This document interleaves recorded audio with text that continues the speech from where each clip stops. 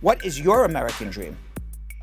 American dream is become an entrepreneur here in US and bringing again some genuinity and authenticity of the Italian culture here in US. My American dream is to serve the public. I'm running for judge and then want to continue serving on the bench and perhaps one day become a United States Senator. But I always want to give back to the community and the people that supported me along the way. My parents, and I want to make them proud. My American dream is to make sure that our Constitution is not compromised by, the political people that are in power now, and it bothers me very much so because I am not a lawyer, but I love the law. My American dream is just live comfortably, really. Not be too rich, not be too poor. Just wake up every morning and enjoy life. That's really it. Everyone has a right to the American dream.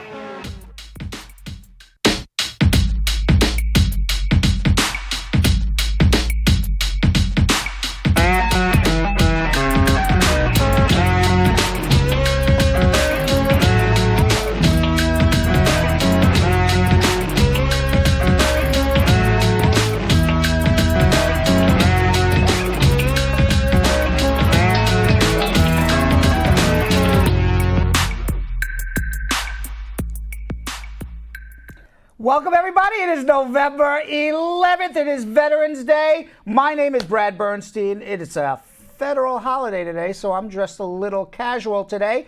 I am flying solo. There is nobody here with me. Look at this chair over here. It's completely empty for right now. It is the ghost of Yo-Yo. The ghost of Yo-Yo will be co-hosting with me. Yo-Yo is in California. He will be back on Wednesday, so don't fret. He is perfectly okay, and he will be back on our show on Wednesday. But I am live. I am casual. It is Veterans Day, and I have to say hello to Claudia Lawrence Fletcher, Squad Up, Jessica Leamy, Joelle Reed, Peace Ann Asinobi, Marjorie Thompson, how are you? Lloyd Edwards, Suzanne Johnson, Dion Reed, how are you? Carol Anderson, the Tiger, says, my American dream is to be united and to be happy and of peace in the world, which is very nice.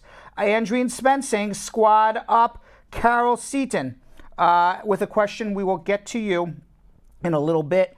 And Sure Wobbly says, Squad Up, Brad, don't worry. We got you, Brad. I'm co-hosting with the entire squad today. Sexy Shan Myers on YouTube saying, happy Monday, Brad, Squad Up. Happy Monday to you as well. Shelly Benson, Squad Up. Layla with a question. We'll get back to you in a little bit on that. Cindy Albert, Squad Up. Back it up, Ricky. Good evening, everybody. Good evening to you. Back it up. Max Santos saying hello. Ja Love, so far just on YouTube, nowhere else. She sometimes double fist, but not today. Ren Stu, Squad Up. Cindy Albert. Karina Fung wants to know, how long does it take for I-601A to be approved? I'll answer that for you right now. It's actually taking almost 12 months, which is really, really sad. Carol Seaton wants to know if we can help her on with a divorce. Maybe. Give us a call. iWorld Consulting with a question. We're going to get to everybody. I can't answer everybody's questions right now. Roy Kennedy saying hello. And 29 Super C. And Karen Reed and everybody else, welcome, welcome, welcome, Squad Up. And before I get into some schmoozing, and of course we're going to answer all of your immigration questions, if you call us right now at 1-800-529-5465, I can tell you it is right now. Maybe it's because it's Veterans Day. I don't know, maybe because the weather's turning cold. But I can tell you right now, we do not have a lot of people who are on hold. And generally, we do have something scrolling underneath with a telephone number to call, and that telephone number is 1-800-529-5465. So if you call right now, 1-800-529-5465. I understand that our scroll, which goes underneath, is frozen. Maybe because the weather's turning cold, I don't know. So I will unfortunately or fortunately have to announce the telephone number a little bit until we get our scroll going underneath. Maybe that's why we don't have telephone calls. We have 2 people on hold, so you will definitely get your immigration information answered if you give us a call now, 1-800-529-5465, and you're willing to wait on hold for a few minutes because I can't get to everybody all at once. Now, before I get into my schmoozing with Brad, I do have to remind everybody to please share this with your friends and family on Facebook. I'm going to do the millennial thing right now. On Facebook, what you need to do is, I'm going to do it myself. Number one is you go, what do you do on Facebook here? You go to share, and it says write a post or more options. And we can either write a post, meaning that you can put it on another Facebook page, you can share it to your friends, you can start a watch party, and we're going to get to a watch party very shortly. But please share this with everybody. Number two, on YouTube, there's a new thing on YouTube. Not only do we want you on YouTube to give that thumbs up, turn that gray button into a blue button. In addition to that, and by the way, it's so much more exciting when I tell people to share when we hear music behind me, and I'm not just talking, and I have somebody to talk to, but we have no music and nobody to talk to today. But it is, you take your thumb and you put your, right, there we go, there's music, and you put it on the gray button underneath on YouTube, and that tells the YouTube algorithm that you like our show, and maybe they'll tell other people to watch our show as well. But now YouTube has a new thing. When you go on YouTube, I'm going to do it myself right now, so I can make sure that I get everybody to do it correctly. When you go on YouTube, and where is this? Let's see. You can share this. It is going to say when you share it, let me do this so we get this right. It's going to say you can share if you have an iPhone 8 or above. I'm not sure what it's on Samsung, but if you have, or Google, but if you have an iPhone 8 or above, it's going to say that you can share this video with your community. It's the same as a Facebook watch party now. So you can now share our show with everybody who watches your YouTube channel. So not only do we want you on YouTube to give a thumbs up, we want you, in addition to that, to share this to your community as well, to allow us to answer as many immigration questions and problems as we can. And with that, we're supposed to have all these fancy stuff. We just won an award, Brad Show Live. We don't have any fancy stuff today. We have no co-hosts. So now it's time for, and we're supposed to have this whole thing come, schmoozing with Brad. Oh, we have that. We have schmoozing with Brad. We just don't have anything else, I guess. And also, if you do call right now, that's right, the clock is on fire. I think the TriCaster's on fire as well. But if you go right now to your telephone, I can assure you that you will get your immigration questions answered, because we only have a few people on hold, which is very highly unusual. So let's see what's going on today. As we said, is Veterans Day. It's November 11th. It's Veterans Day in America. And now people say, well, what is the difference between Veterans Day, which is today, and Memorial Day, which is always celebrated the last Monday in May? Brad Squad, does anybody know what the difference is between Veterans Day and Memorial Day? A lot of people get it confused, but if you think about what a veteran is and what we're memorializing, I think most people would finally get it. So Veterans Day, we are celebrating the veterans who are alive, who were in the U.S. military, whether in combat or not in combat. We're celebrating them. We're celebrating people who were in the military. Memorial Day is a time to remember those who gave their lives for our country. Veterans Day is for those who served. So the key thing between Veterans Day and Memorial Day is we are honoring people who served in the military today. In Memorial Day, which starts and kicks off the summer, we are honoring those who gave their lives for the United States of America. This year, the largest Veterans Day parade, which as always is in New York City. It goes right down Fifth Avenue. And this year, Donald Trump accepted the invitation to preside over the Veterans Day Parade in New York City. All I can tell you is that it caused an enormous amount of traffic, and I can't wait for him to leave New York City. Who needs him here? I thought he was moving to Florida. Tomorrow, in the Supreme Court of the United States, is going to be the DACA court case.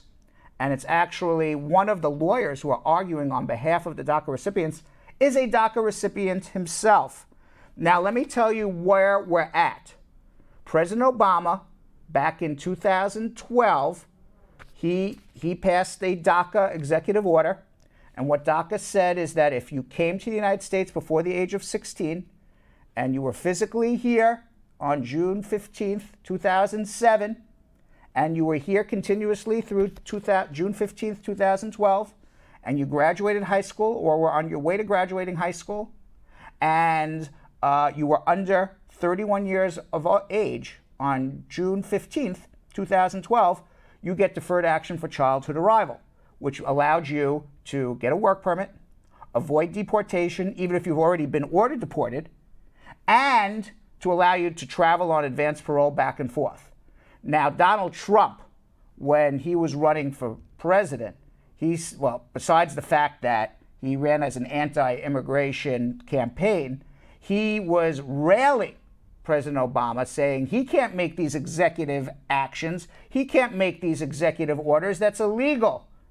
Which is kind of funny because Donald Trump has made more executive actions and more executive orders than anybody. So when he came into power, this is the backstory on DACA. So when he came into power, which is now going to be in the Supreme Court, when he came into power, he was kind of conflicted, at least according to the news reports. And his conflict on one hand, he has to follow through on his campaign promises. He says he's going to deport all these dreamers.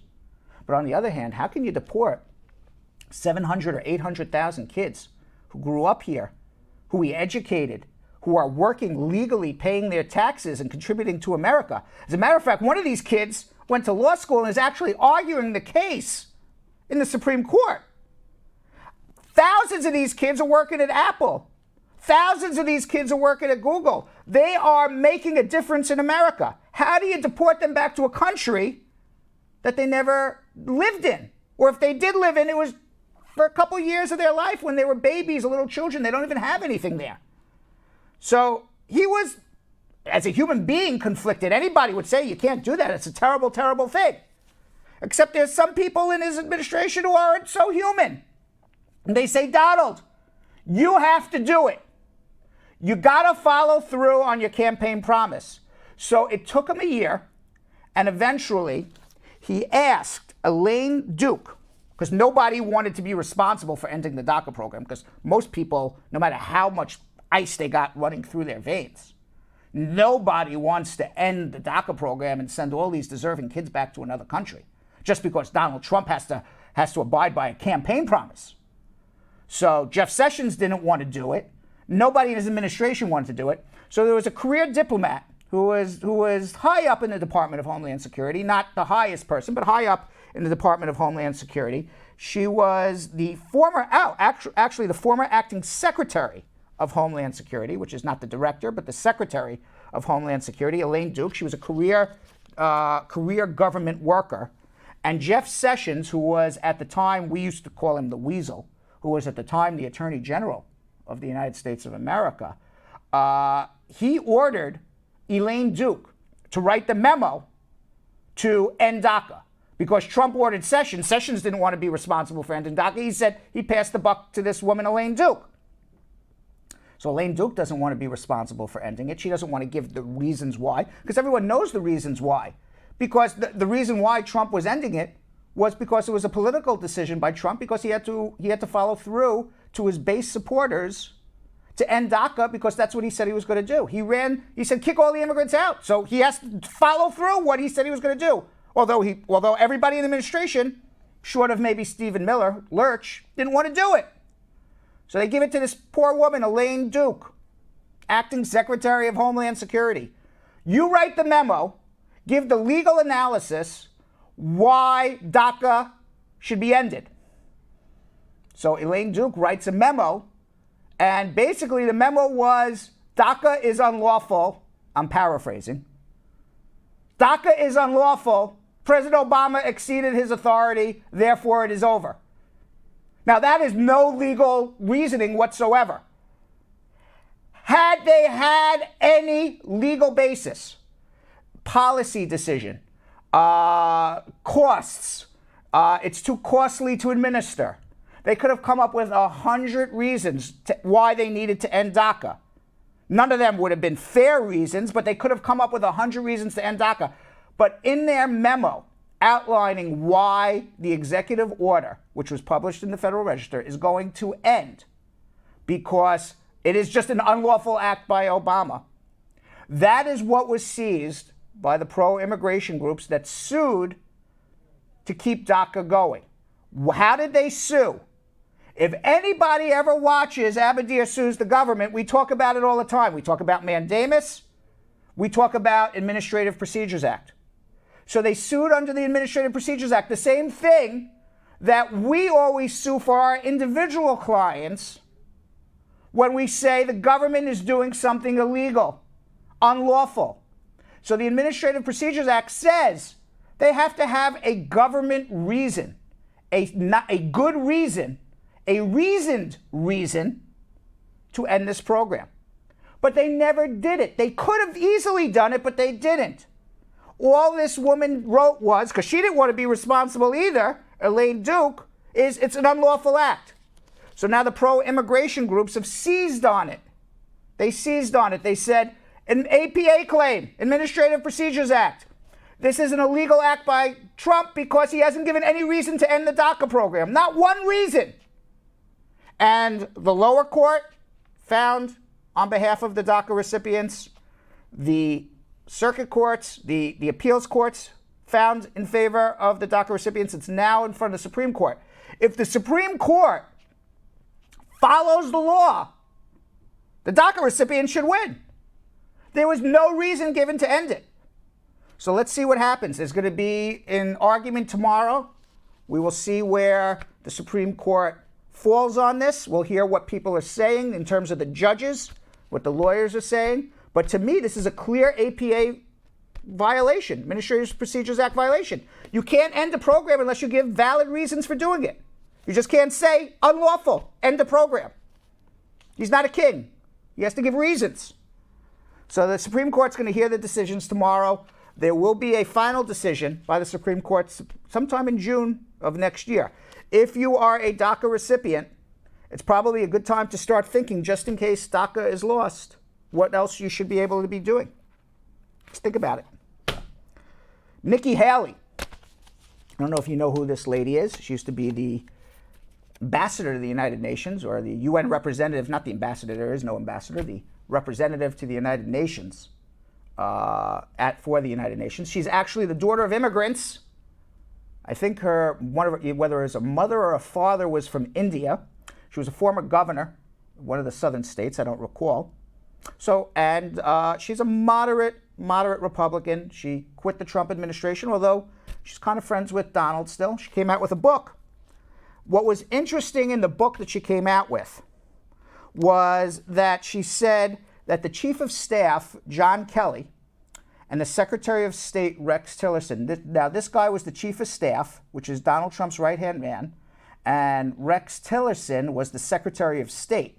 These were the first Chief of Staff and Secretary of State when Donald Trump first came on. John Kelly used to be the head of the Department of Homeland Security. He is a decorated general of the military.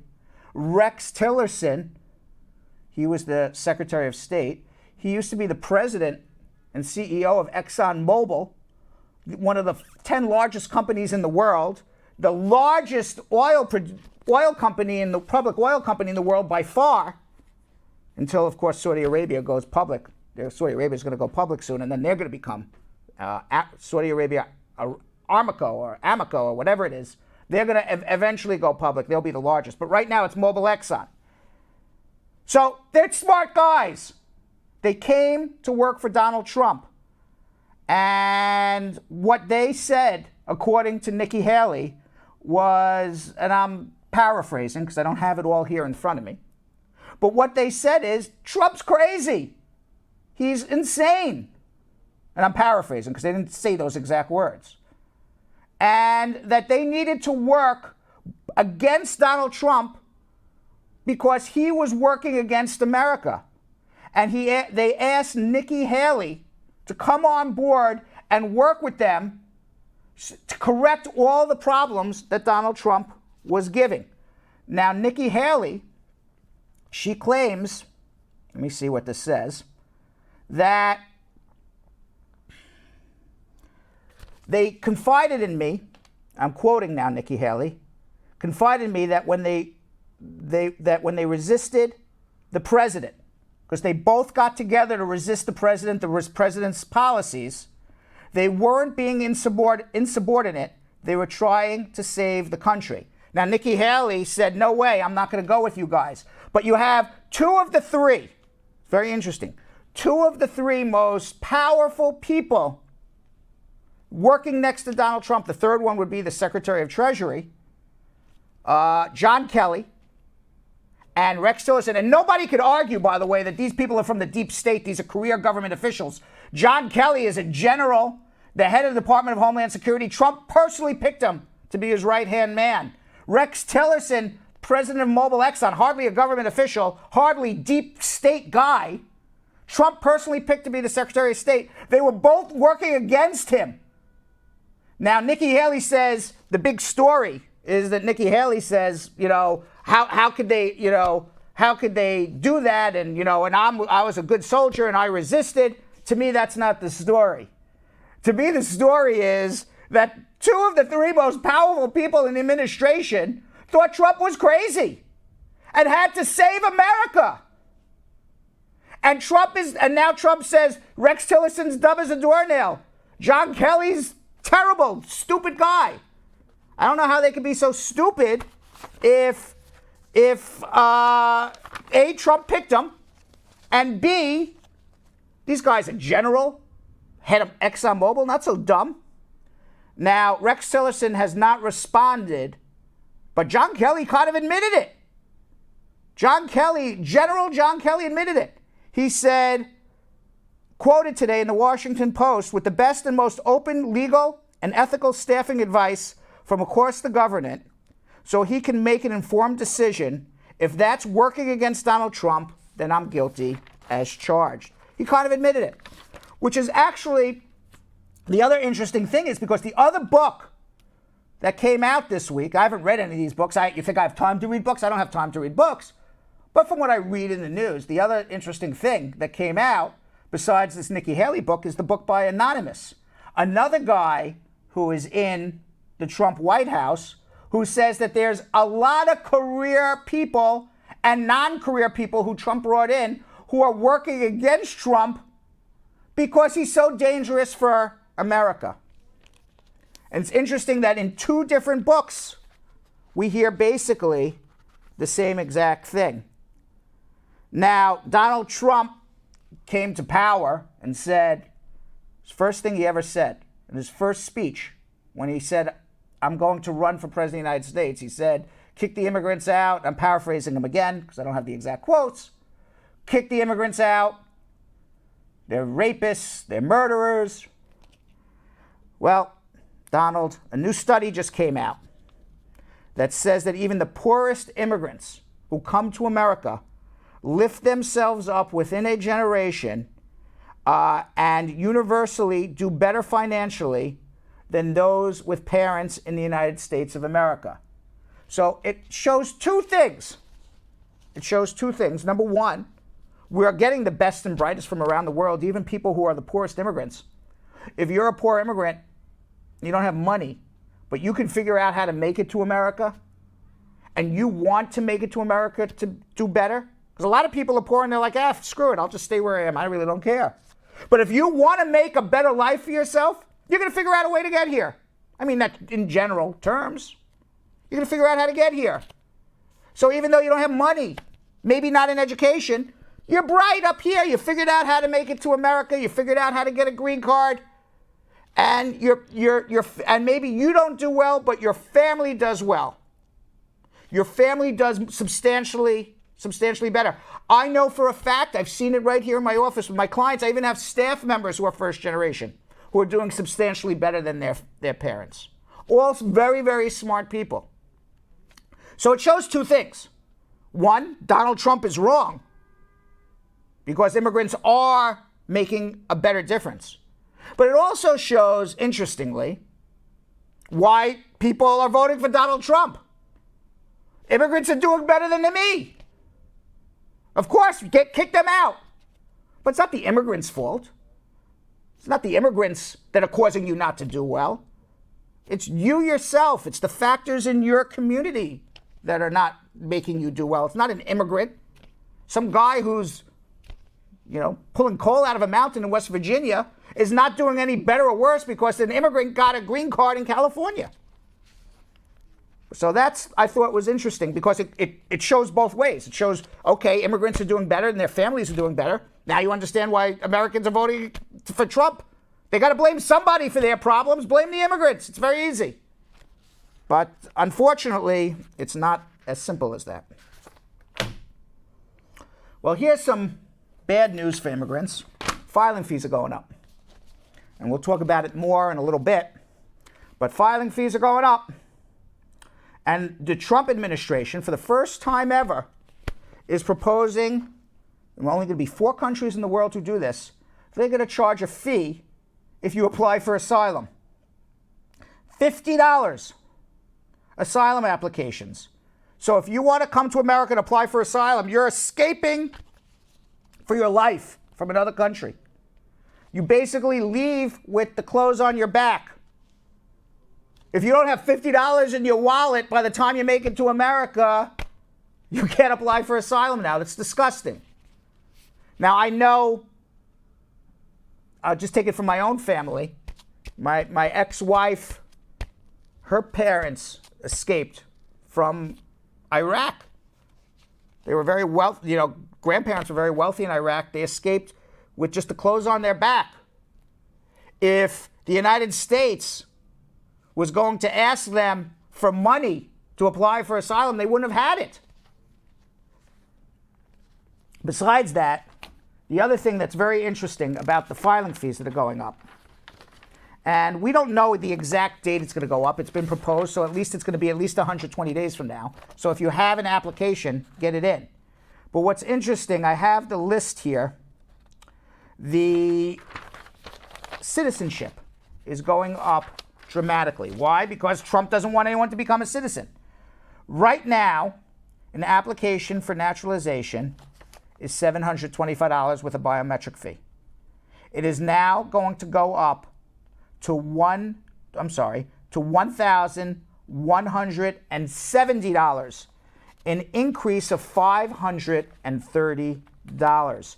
If your citizenship is denied and you want to appeal it, the appeals fee is now going to be $1,755 to appeal immigration's most likely wrong decision on making you a citizen. So for those who are eligible for citizenship and want to save the money, do it now. What else do we have here? Which is my group of cards that I still have to... here we are. All right, what else is happening? Nah. Here's some fun news. A North Dakota-based brewing company called Fargo teamed up with a local animal shelter to bring us a new 6-pack that has adoptable pups on each can. The brewery is offering a limited release of its Oneida dog beer cans. It's harder to adopt dogs sometimes labeled as Oneida dogs, which are dogs with special needs, I see. So Oneida dogs can be older dogs, deaf or blind dogs, amputees, or even dogs that are just plain ugly, dogs that most folks don't want. Now, many of these Oneida dogs, this is a really nice thing that this beer company is doing. Many of these Oneida dogs have trouble socializing with other pets, so finding a home for them can be especially difficult because they aren't always able to go out to adoption events. Now, I want you to know my family adopted an older dog who was an Oneida dog. It's sad because they're either older or deaf or blind. And a lot of times they're in these puppy mills, and the particular dog that I adopted was a puppy mill dog who was 9-10 years old and was just forced to breed as a female dog, and was just forced to breed and make puppies, and was kept in a cage for 6-7 years, never saw daylight, and was just forced to breed and give birth and breed and give birth. And it took us a very, very long time. The dog was terrified of people. The dog was terrified to eat out of our hand. The dog was not trained to be in a home. And it took a very, very long time, but eventually the dog became, you have to put the time and effort in. Eventually the dog became loving, trusting of people, and at least for the last few years of that dog's life, it just died about a year ago, but we had the dog for the last 3 or 4 years of its life. We gave the dog a really nice, beautiful life. It had a very sad life to begin with. So I feel very bad for these Oneida dogs, and it's very nice that this brewing company in North Dakota is doing this, and it's trying to get dogs who, people don't want in front of people. So the Fargo Brewing Company created a special run of their award-winning original lager, packed in 6-packs, where each can feature the sweet face of a different Oneida dog photo. And there are people who foster these dogs. There's so many of these Oneida dogs in need that lots of foster homes temporarily care for more than they can even handle. So if you'd like to donate to the cause, or go to the For the Love of Dog rescue site, and you can click on how to help, or if you even want to adopt a needy dog, these are sad dogs that need love. You can go to www.forloveofdog.org. And that is all I have here for host chat. We're going to get into our immigration questions. Let's see if we have people. We don't have a scroll going across. Guess what? Even if we don't even give the telephone number, people know how to call. It's 1-800-529-5465. Now, if I can get some background music, I want to tell people it's time to start a watch party on Facebook. This is when you get to host your own party, you get to host your own group, and you get to tell people all over the world how they can get help right now. So if you're on Facebook, start your watch party right now. Help us help other people. You would be doing the greatest service in the world. The greatest service in the world you would be doing by starting a watch party. You don't even realize it. Do you realize how many people you can help with their problems, with problems that they don't know how to solve, just by starting a watch party on Facebook right now, because I'm going to be answering the immigration questions. You can help people yourself. When people say, gee, I wish I knew how I can, help the world, how I can make the world better. I'm telling you the truth. Start a watch party. It's very simple. Because if you start a watch party right now, maybe somebody in need of help is going to see our show and see me answering questions. We have Paul, Sonia, Carol, Emmanuel, Marco, Sammy, Vivian, Deanna, Naya, Flavius, Monique, and Kim already on hold. Maybe their problem is somebody else's problem. And you say, gee, you know what? I really want to help. This is how you help. The little things in life. You do a little thing in life, it pays you back 100-fold. So start a watch party, because you don't know of all your friends who needs the help. And a lot of times you don't even know your friends. You're just friends on social media. Everybody puts on these happy faces. Everyone's life is grand and wonderful. Guess what? Even my life isn't so grand and wonderful as it looks. Everyone has their problems. You don't know what they are. Start a watch party and try to help somebody. Help your friends. Tell your friends there's help out there, because that's what really I'm here to do. I'm here to help as many people as I can. Okay? Now also, what happened to my music? Music, please, maestro. There you go. Also on YouTube. On YouTube, they have a new thing on YouTube. You know what the new thing they have on YouTube? You can do like kind of a watch party on YouTube. And how do you do it? Let me tell you how you do it. Sydney gave me the instructions. Where's Sydney's instructions? You just go and share this video with your community. It's kind of like YouTube's version of Facebook Watch Party. If you're on YouTube right now, you can do two things to help the world. You can press the thumb, the gray thumb, give us a thumbs up. Give us a thumbs up. Because what does that do? That tells the Google algorithm that we're a good show. And then you can share this to either your friends on WhatsApp or a new thing that YouTube is doing. You can share it to your community. Tell your community of people who watch, who follow you on YouTube, that this show is fabulous. If you think it's fabulous. If you don't think it's fabulous, then don't bother. And by the way, on Facebook, we're at 408 shares. This is the day, it's Veterans Day. Everybody's home. Most people didn't go to work. This is the day to start your watch party. This is the day to share. This is the day to give the thumbs up. I'm going to give my own thumbs up to my own show on YouTube.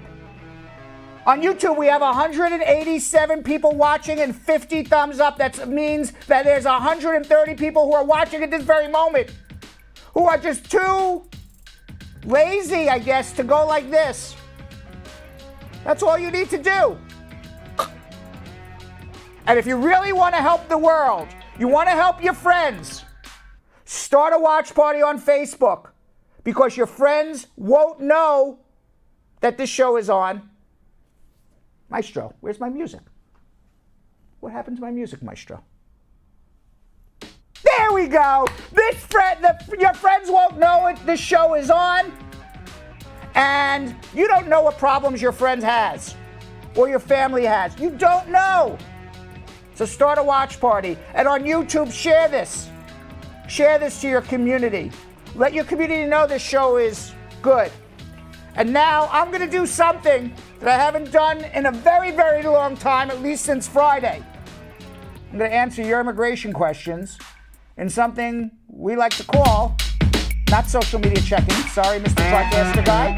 That's not what we're doing right now. Let's try one more time. We're going to go one more time around. It's something we like to call getting answers to your immigration questions. Getting answers. There we go.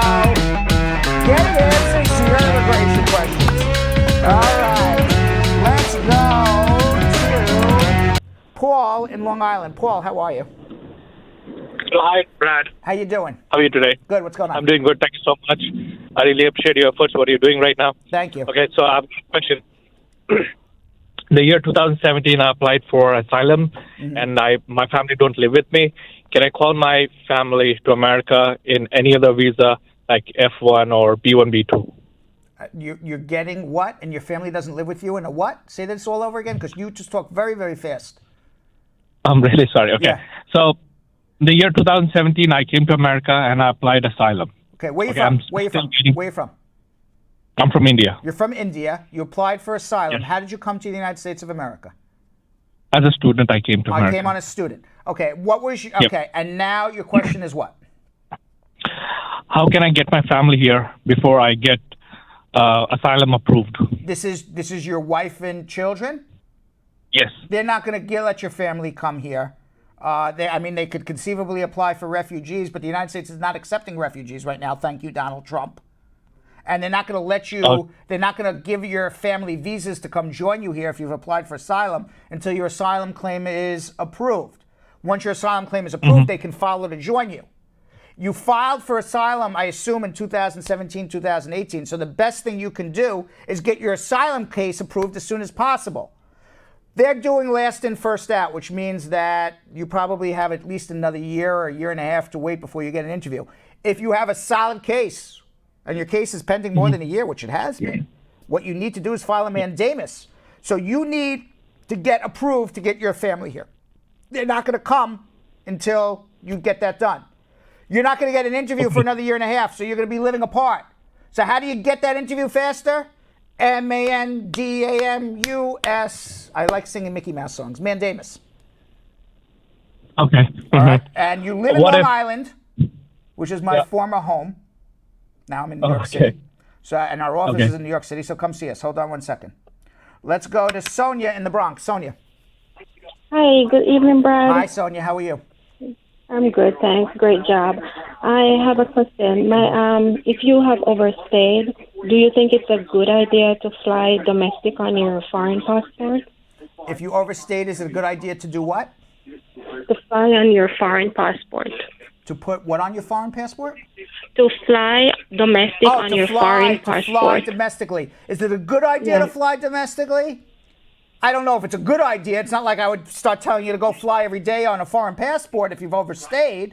But is it relatively safe to fly domestically? Yes, it's very, very rare, extraordinarily rare, that somebody who is out of status gets stopped on a domestic flight and caught by immigration. Why? Because you're not going through any immigration checkpoint. You're going through TSA. TSA's job is not to find people in legal status or not in legal status.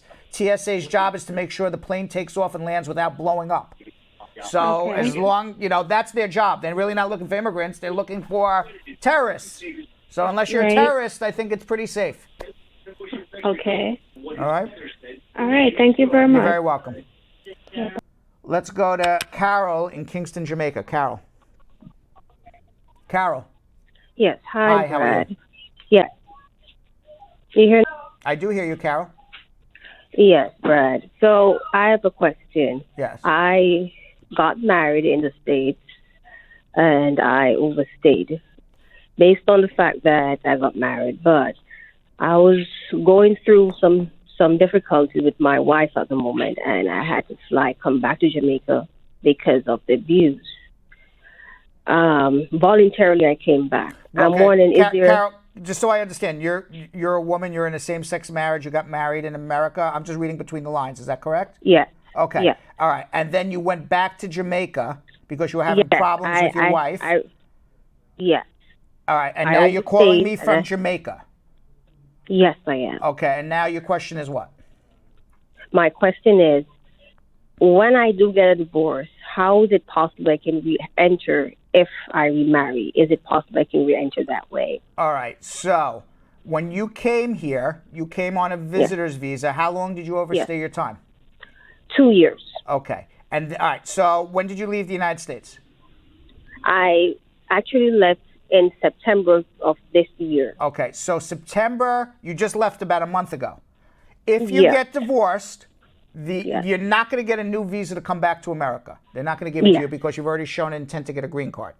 Okay? Yes. And obviously you have to be very careful that people don't know that you entered in a same-sex marriage in Jamaica because it would be very dangerous for you, but you know that. Yes. Okay. That's why. Right. That's why so you need to eventually come back. Okay. So if you were, now, I don't know how you would do it. You would have to go to a third country to get married unless you do it as a fiancé visa.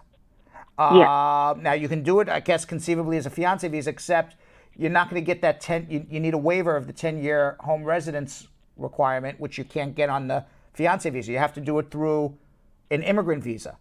You can't get married in Jamaica because last I checked, they don't allow same-sex marriages in Jamaica. Legal. Right. So you need to go. What you would need to do is you would need to get divorced.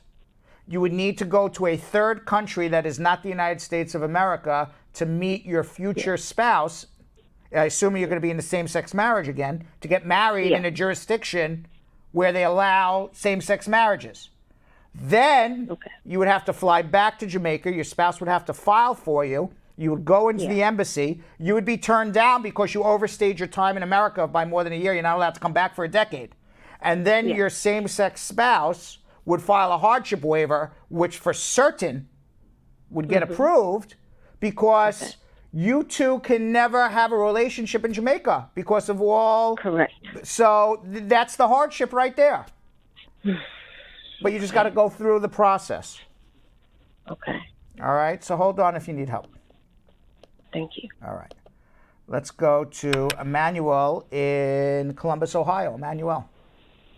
Hi, how you doing, Mr. Brad? How are you? First of all, good. I would like to say thank you for the show, and I've been watching the show for about past 3 months. My pleasure. And I really, really like your show. Thank you. And I want you to continue to help me out. Thank you. I have a question. My question is, I have a viol case, and a viol case was pending, and I filed for I-1331, and 8 was approved.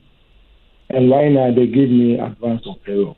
But I also have absentia deportation, like that they come up to find out that I have that, and they ask me to bring the call date and information before they can approve the I-331. Okay, Emmanuel, let me understand this correct. You're married, you filed an adjustment, but you're also either in removal or you've already been ordered deported. What is it? I already been removed. You're in removal, or did a judge say get out of the country, or you're still that case is pending? The case was called without express of my notice. The case is what? The case was called, and I didn't even know they called my case. All right, okay. So guess what? This is what you tell me. You got married, you filed an adjustment, the case was called, you didn't know it. Which basically means, Emmanuel, that they put you into deportation, they sent you a notice to appear, you didn't appear, you were ordered deported in absentia or removed in absentia. Meaning you didn't show up to your hearing, judge says this guy's not here, he's ordered deported. We're going to remove him. Yes. There is now a warrant out. Let me talk. There is now a warrant out for your arrest. The worst thing in the world you could do is file adjustment application with immigration and show up for an interview, because guess what's going to happen? You know what this is? The handcuffs. They're going to arrest you. Why? Because there's a warrant out for your arrest. You've been ordered deported. Not your fault, because you didn't know about it. Not fair, because you didn't know about it. That's the reality. This is where lawyers come in now. Because lawyers would say, just like you're saying, that's not fair. I didn't even know to show up. How could I defend myself in a deportation case if I'm not sure when and where to show up? And the answer is correct. It would be a violation of the Constitution. Constitution says you're entitled to due process. It's part of the Constitution, the Bill of Rights. What is due process? It means fair hearing. You're entitled to a fair hearing before the government does anything. Well, it's not very fair if you don't know when and where to show up, is it? So what we would need to do is we would need to make a motion to reopen. Due process violation. He didn't know when and where to show up. Not very fair. You reopen your deportation case and then you file for your green card. You're doing it backwards. You're going to get yourself arrested. Hold on one second. Let's go to Marco in Chicago. Marco. Hello, Brad. How are you? Hi, Marco. I'm good. How's everything there? Thank you so much for doing all this amazing stuff for the immigration community. Thank you, Marco. What can I do to help you? I have a few questions. I had a green card interview last Thursday with my wife. She's an American citizen. Interview went really, really well. She said she will give me a green card for 2 years because we're in a marriage less than 2 years, obviously. And I've been handed a white paper which says interview is going to be held for a review, right? And I understand they have like 120 days to make a decision, right? That's what I always say. We are planning to move in a month, like mid of December in Florida. What if they don't make a decision in the next 30 days? Don't move. Don't move, because if you move, you just put yourself back 2 years. If you can try not to move, that would be good. But okay, if you have to move, then move. You do an AR-11, they'll transfer the case to Florida. It'll take a year to a year and a half for you to get it. They're going to interview you in Florida in a year and a half. No, I will just wait here, not a problem. Another question. Yeah. While we were interviewing, she took biometrics again. She made a picture and she took a fingerprint. She said, I don't have your biometrics. I did give her biometrics in July, something like that. Why is this happening again? Why are they asking you for biometrics again? Yeah. I don't know. Maybe they lost your fingerprint. Maybe it wasn't a good fingerprint. I don't know. Maybe it was blurry. I have no idea. Sometimes it's just the machine can't read it. Okay. All right. Well, that's all. Thank you so much. You're very welcome. And by the way, for those of you on Facebook, now's the time, if you haven't started, to start a watch party.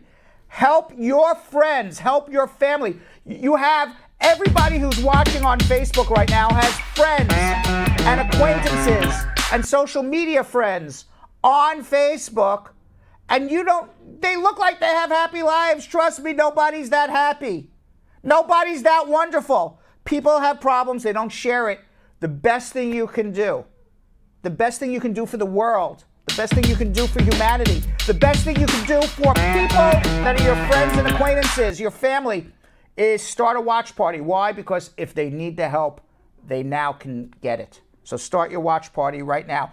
On YouTube, we have 229 people watching on YouTube, yet only 77 people were kind enough to take their thumb and use the energy to go like this and give us a thumbs up and turn that gray thumb right under my picture to blue. Please do it, because it tells Google, it tells YouTube to send our links to other people. And when you send our links to other people, the algorithm says more people will get their help. In addition to that, on YouTube, they have a new feature that you can share this to your own community. And when you press the share button, you share it to your own community. And then you can also do the same thing that people are doing on Facebook by starting their watch parties. And you can share this with your friends and family for those people who may need the help as well. Let's go to Jerry in the Bronx. Jerry, how are you? I'm good, and you? What's going on? Yeah, please, I have a first question to ask Yes. you. I'm due for citizenship, and then I was about to go to do it through 1199 by my work. Wait. I And then don't, when wait. I don't hear you because the music's not playing. All right, Maestro, Okay. cut the music. Cut the music. Yeah.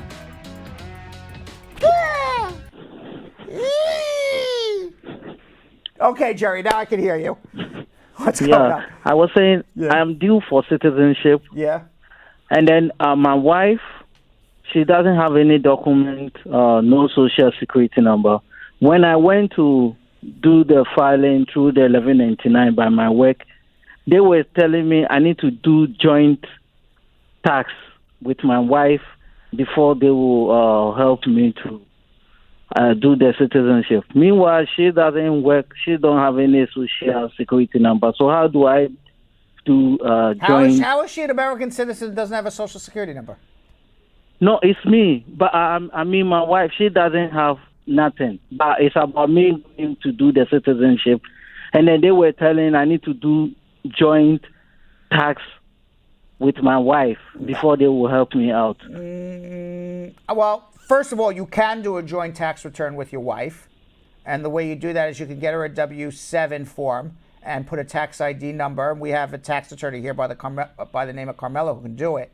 But whether or not you do a joint tax return with your wife or not, you can file married, filing separately. It's not going to make a difference on your citizenship. It may make a difference down the line when you go to apply for her green card because you're not showing you're commingling your funds, but it's not going to make a difference on your citizenship per se. But there is a way to do it. There is a way to do it. And the way to do it is you attach a W-7 form to your 1040 return, and you get your wife a tax ID number, and then that allows you to file the joint tax return. And if you're not sure how to do it, you're in the Bronx, I'm in Manhattan, you just go a little south. Hold on 1 second, we'll help you, okay? Let's go to Sammy in the Bronx. Sammy. Hello, Brian. How are you? Thanks for your good job done. Thank you. Yes, I want to ask if a green card holder in the U.S. wants to petition for a daughter in Ghana, how long it will take? If a green card holder wants to file for a daughter in Ghana, how old's the daughter? Yes, under 21 years. She's 21. If she's single, about 6 years. No, it's under 20. How old is she under now? 21 years. How old is she now is my question. 20 years now. I'm going to be 6 years because she's going to turn 21, unfortunately. No, you're going to turn to 21 years. How did you get your green card? Is this you're filing for your daughter?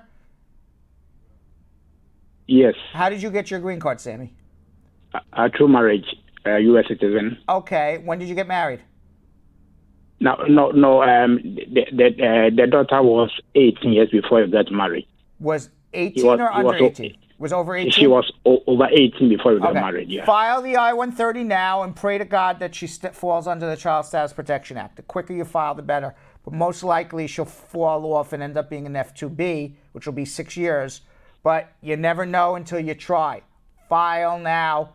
The Child Status Protection Act will depend on what the priority dates are when the case gets approved. And that would take us 6 years. That's not what I said.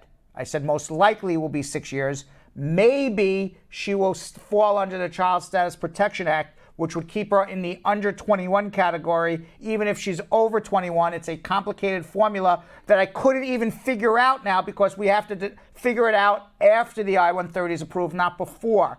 So hopefully by filing now, maybe by luck and chance and goodwill and godliness or whatever you believe in, that hopefully she still falls under the under 21 category, even if she's over 21 under the Child Status Protection Act. But there's no way of ever knowing that at this moment until the I-130 is approved, because the Child Status Protection Act is done by looking back, not looking forward, if you understand what I mean. So really, file now. Get it in tomorrow. The quicker you get it in, the more likely it is that she would be under the Child Status Protection Act, but nobody knows for sure. Most likely she won't be, but you never know. Just do it. Okay. And if she is, then it'll be a year and a half or 2 years. Oh, yeah. Okay. Since it's under 21, and if everything goes successfully, it will take about maybe 1.5 years to 2 years, right? Hopefully, if not, it'll be 6. It depends again. You have to see after the I-130 is approved. File the I-130. What you got to think about right now is file I-130. File I-130. Just keep saying that in your head until you do it. Don't worry about anything else, okay? Okay. I'll got you. Okay, I appreciate it. Thank you very much. You. All right, let's go to Vivian in Tenafly, New Jersey. Vivian. Hi, Brad. Hi, Vivian. Yes, I have 2 questions for you. I'm calling on behalf of my friend. If you're married to a U.S. citizen, but he spent 10 years incarcerated, my friend wants to know if she's going to be able to get a green card. Yes, as long as it's not incarcerated for child molestation. Okay, and the next question is, my friend just married to a green card holder 1 week ago, so she's asking, how long will it take for her to get a green card? Is she here in America or in another country? In America. Well, either the man would have to become a citizen and she could adjust, or she would have to do a provisional waiver. That could be 2-3 years, assuming the provisional waiver gets approved. Okay, thank you very much. You're very welcome.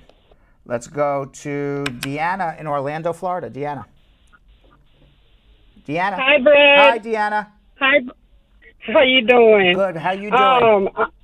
Wonderful. Thank you. I've been singing Mickey Mouse songs all weekend, and it's weird. I'm now talking to you, and you're in Orlando. Oh, God. Right, what's up? Okay. Yeah, I'm a green card holder. Yes. And I got arrested 20 years ago for welfare fraud. I was working, and I didn't let them know I was working. When did you get a green card? I came to the United States 2/2/79. Oh, how old were you in 2/2/79? I was 13 years old. Was mom or dad a citizen before you were 18? No. Okay, and now this welfare fraud happened in the 80s or 90s? When did it happen? I think it was 89. It's 20 years ago. It was in 89, for sure, not 1990. No. What is 20 years I'll tell you why that's important. Because if the conviction was after November 17th, 1990, then we got to make an analysis of whether this welfare fraud is an aggravated felony, because that will determine whether or not you're going to become a citizen. If the conviction was before November 17th, 1990, and it's not an aggravated felony, and that's your only arrest, and you got your green card in 79, not only you're not deportable, but you should just be filing for your citizenship. But let's first determine when it was, and then secondly, are you an aggravated felon or not? No, it's not aggravated felony. How do you know this? Because a lawyer told me that. Okay, you trust this lawyer? Not really. Okay. That's why I'm asking you. So let me ask you a question. How much was allegedly the fraud for? $7,000. That was the total. Yeah. And did you go to jail? And I paid it. Did you go to jail? No, they arrested me. I went to court and they did my fingerprint. And the judge, like, a day in jail, but they give me credit because I turned myself in when I noticed that, they came to my house, and I went there and turned myself in. Okay. So this is the story. If it happened before, first of all, it's not an aggravated felony. I agree with this lawyer. The reason it's not an aggravated felony is you could only be an aggravated felony in one of two ways. One is that the value of the fraud was in excess of $10,000, which it wasn't. It was $7,000. Or two, you went to jail for more than a year and you didn't. So it's not an aggravated felony. It happened more than 5 years after you got your green card. I assume that's your only offense ever. So it's one crime of moral turpitude, which happened more than 5 years after you got your green card. That is not deportable. And quite frankly, you should just file for your citizenship and we can help you. Hold on one second. All right, let's go to Naya in Bloomington, Minnesota. Naya. Hey, Brad. Thank you for doing a great job in the immigration community. I appreciate it. 1 second. If somebody in the studio can close the studio door, that would be helpful to me. Naya, go ahead. All right, so I have 3 questions. I have a brother that got married to a U.S. citizen. She actually got her U.S. citizen probably 3 months ago. They got married almost 2 years now, but right after she got her U.S. citizen, she told him that, hey, you got to get out of my house, and she no longer want to sponsor him, and she was the one who made him come here in the first place. So can you tell me what he can do? All right. So did he get a green card or he didn't get a green card? No, he didn't. All right. And it was a fiancé visa? No, he came on a visiting visa. Did they get married? Yeah, they got married January. It's going to be 2 years. Well, there's 2 choices. We can inquire about whether there was an abuse case, or you can get divorced and fall in love again. Those are his choices. Okay, that's the choice of everybody. So hold on one second. Hold on 1 second, and we can figure it out. Okay. All right, let's go to Flavius in Athens, Ohio. Flavius. Hi, Brad. Hi, Flavius. Hi. I have 2 questions. So I came to the U.S. in 2011 on an F1 visa, and I've been on F1 throughout, and I got a terminal degree last year. So I did my OPT, which expired at the end of June this year. Right. So I want to find out if what are my chances of filing for an I-485. Well, you just can't file for an I-485 an adjustment just because you feel like it. Who's going to sponsor you? I don't have a sponsor. Okay, so the answer is the odds of you filing an I-485 are 0. You need a sponsor. You just can't decide to go do it. What you need is a consultation to figure out, how do I get a green card? Hold on 1 second. Let's go to Monique in Fort Myers, Florida. Monique. Hi, Brad. Good night. Monique, how are you? I'm good. I have a couple of questions. I have a young lady here, and she came on a visitor's visa, but she got accepted in a university, where she's going right now.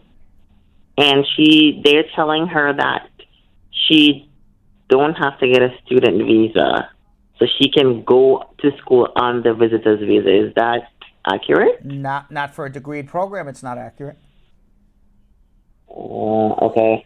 So if she does get a student visa, right? Right. Will she be able to work on the student visa any at all? No, you can only work 20 hours a week on campus, and that's very hard to do. After she gets her degree, she can do optional practical training and get a 1-year work permit. The other thing, which you can't plan in advance, is if you're in school for more than 1 year on a student visa and your promised financing doesn't come through, Aunt Jane promised you, $20,000 a year to pay for your school, and now Aunt Jane got into a fight with you and she doesn't want to give you the money anymore, you could always apply for a hardship waiver and apply for a work permit that way. But those are the 3 ways to get a work permit on a student visa. Also, so basically, if she has a sponsor and the the affidavit and they don't want to support her anymore. That's after 1 year. Then she That's can after file for a hardship. That's not a guarantee she would get it, and that's not to say you pre-plan it that I'm going to give you money for a year and then because that would be fraud. Right. But you can try based on a hardship. Yes. Mhm. Okay. All right. I just So gave you basically the ways right? to get it. Basically, when you get a student visa, you're not working legally. That's basically it, at least in the beginning. Wow. Okay, but she definitely needs a student visa. She cannot be going to school on a visitor's visa, No, she basically. cannot. No, she even if she's accepted by the school. Unless it's as a degreed program, getting a bachelor's degree and an associate's degree, no, you cannot. A bachelor's degree and what kind of degree? I said a bachelor's or associate's. Let her call me. Hold on 1 second. Let's go to Kim in Fort Lauderdale. Kim. Hi, Brad. How are you? How you doing? I'm doing good. I'm calling because I'm filing for my husband, and his interview is next month, and he hasn't received his social yet. I was wondering does he get his social before he does the interview or after the interview? He gets his interview when he gets his social when he gets his work permit or his green card, whichever comes first. He hasn't gotten his work permit as yet either. Okay, and he has an interview. Wonderful. So hopefully you pass and you get a green card, and then he'll get his social. Okay, All right? thank you. You're welcome. Let's go to Sam in Dallas, Texas. Sam. Hi, bro. How are you? How are you, Sam? I'm good. My question is about the I-797 approval notice. When I applied the I-130 for my spouse and children, and I received the approval notice I-797. When I received the 797, it's shown that my spouse name only as a beneficiary. Is this normal that I received in such a way? I don't understand your question. You filed an I-130 for your spouse and children. You filed separate I-130s, or you're a resident and you filed for your spouse and included your children? Yes. All right, you're a permanent resident. Yeah, it's fine that the beneficiary is your spouse. Your children would be included as derivative beneficiaries. They won't be listed on the I-130 receipt, but don't worry about it. They're there. Okay. All right. One more. Yes. After I filed the 130 petition, I become a citizen, and I called the USCIS. Okay, so now what you need to do is file separate I-130s for your kids because they're not included anymore. Again? You need to file separate I-130 visa petitions for each child because they are no longer included on that I-130 that you filed for your wife. Because I'm citizen after Listen to me again. Listen to me again.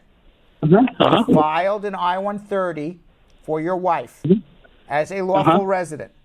When you file an I-130 for your wife as a lawful resident and you list your children, they're included. The day you become a citizen, it's like they take a scissor, they cut your children off the case. It's unfair. That's how life is. It's the rules. Now what they require you to do, so now your children are no longer on this case. So everything I told you before is now no longer the case. Now you have to file separate I-130 visa petition for each additional child. Can I do it right away now? Do it right away, right now, because other than that, your wife's going to come. Other than that, your wife's going to come and your children are going to be left behind. So do it now. Okay. Thank you. You're welcome. Let's go to Kevin in Philadelphia. Kevin. Yeah. Yeah. I'm here. How are you, man? All right. What's going on? Yeah. So I got like two scenarios here. So I'm gonna start with one. So like my friend, he lives in Jersey, right? He and his wife, they got married like last August. They sent everything off in September, but his wife got incarcerated in like a few days before the interview. So his wife is a citizen, right? And so the interview was rescheduled. So now they're trying to wonder if there's like a time, like I said, time when they get their interview again. What happened? Tell me again. I don't understand. The interview was scheduled for the 15th of July. But what happened? Like his wife was incarcerated. Is the wife out of jail now? Yes. Okay. Did you contact immigration? Said the wife's out of jail? Yes, they did. So hopefully it comes soon, but it could be anywhere from the time you contact them for another year. Oh, okay. And but the thing is a bit going downhill for them also. What? Because it's going downhill, the relationship right now. Right.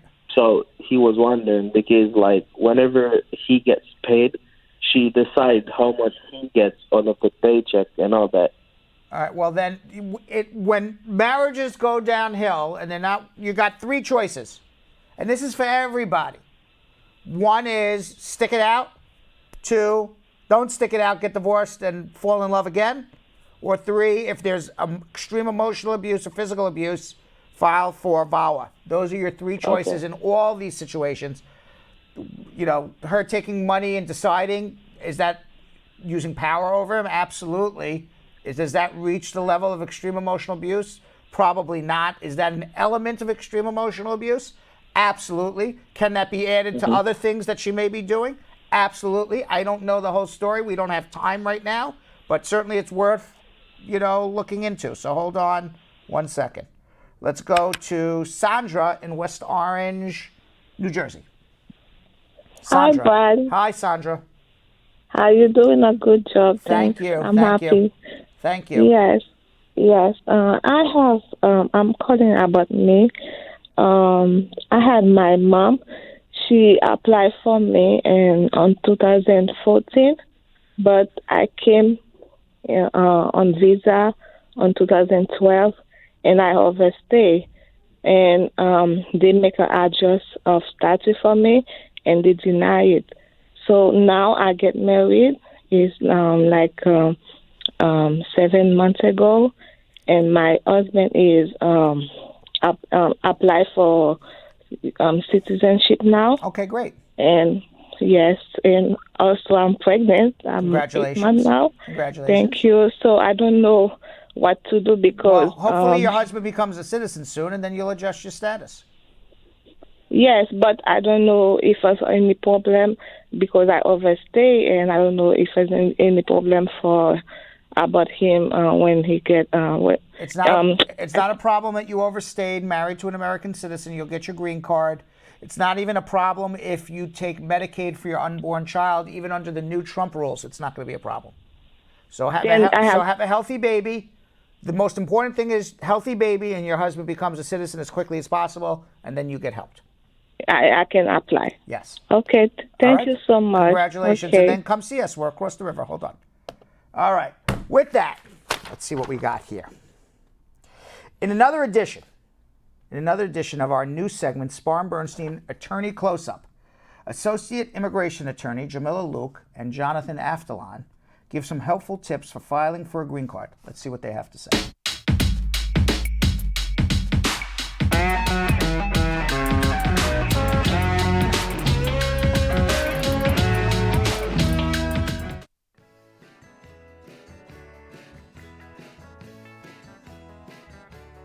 If you're thinking of applying for a green card, one of the things that I will recommend is that you gather all of the necessary documentation as early as possible.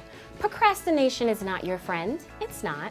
So we want to get everything together. If you're working with an attorney, like the fabulous attorneys we have here at Spar Bernstein, you want to make sure that you follow all of the instructions that they give you to gather all of the documents, because what we've seen from time to time is that the documents that you're looking for might not be as easily accessible as you may think.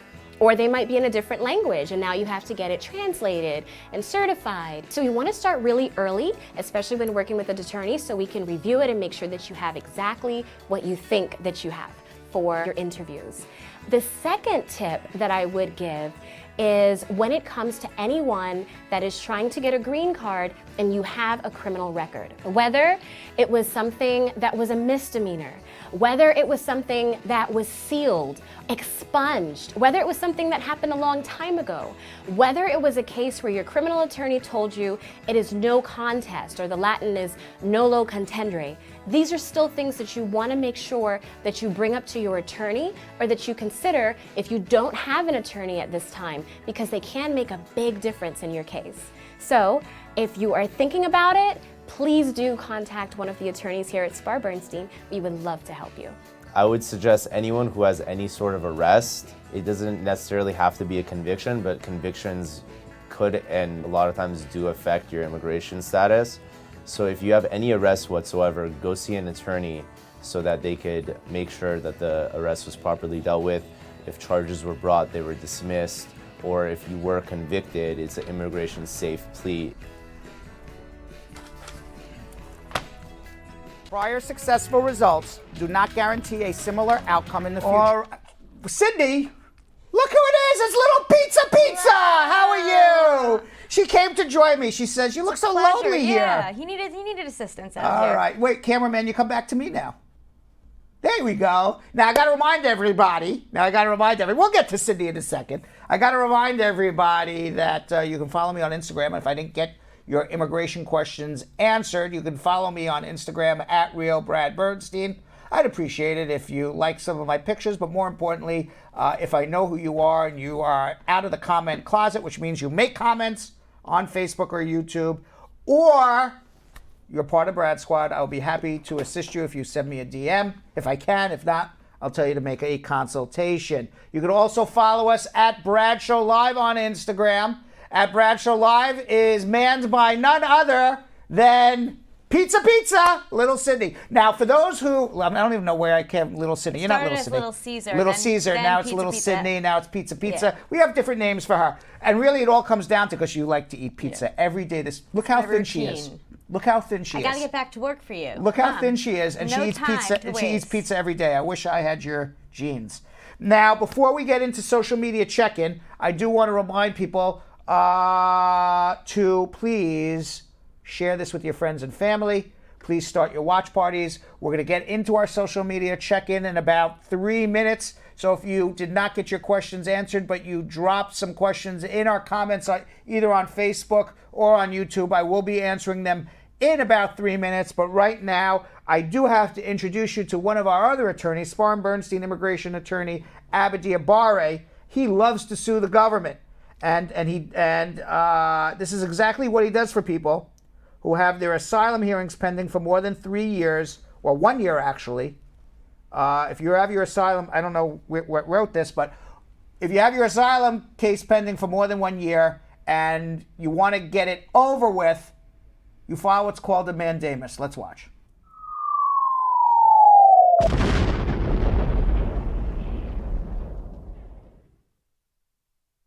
So now tell me about an example of somebody that you filed a mandamus application for. Okay, they had a pending asylum case for years. Yeah. You filed this mandamus, you filed the APA claim, you brought them into federal court. Yes. What happened with their case? Did they get deported? No, they didn't get deported. In fact, they got their interview, and then their case got approved, and they moved on. Give me a little background. It was two Syrians that had been here since, I think at that time, they had been here since 2014 or 15, I can't remember, and been waiting for the asylum for 3.5, 4 years.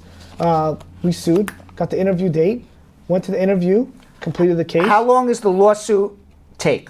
When I brought that suit, it was all done in 2 months, less From the time the lawsuit started to the time of the interview was 2 months. No, I think the time they even hired me to the time that. Oh, not even the lawsuit. Yeah. 8 weeks. Yeah, I think. After somebody's waiting years and years and years. Yes, yeah. Okay, so now obviously prior successful results don't guarantee a similar outcome, but this is the type of thing that you would get. And when you sue the government, the officer, when you go into the interview, they're going to be like, I better do this right because I don't want to be brought back into court again. The last thing people, believe it or not, the last thing that U.S. immigration officers and the USCIS and ICE officials want is they don't want to be brought into court and have their dirty bag of tricks uncovered. Right. Okay? They want to keep the cover on everything. Right. So they said, all right, we'll give it to this guy. Yes. So he'll leave us alone. Yes. And actually what happens also, people don't know, is that a lot of these career USCIS officials don't agree with the policies. That's correct. So when they get sued and they say, all right, we have this many cases, you have to move on it, they do move on it because they understand, oh, this person is Syrian. Some or even many of them. Yes. I don't have this exact number, because we haven't done a poll, many are sympathetic. Yes, many are. Many are. And many want to do their jobs the proper way. Correct. And they don't agree with this LIFO policy. They don't agree with holding on to I-130s for multiple years. They don't agree with holding, any kind of application well beyond the normal processing times. Abadir, I think it's apparent, but for those of you who don't realize, what should somebody do if they have an asylum case that's been pending for a while, or they have a loved one or a friend who has an asylum case pending for a while? What do you think they should do? Call us.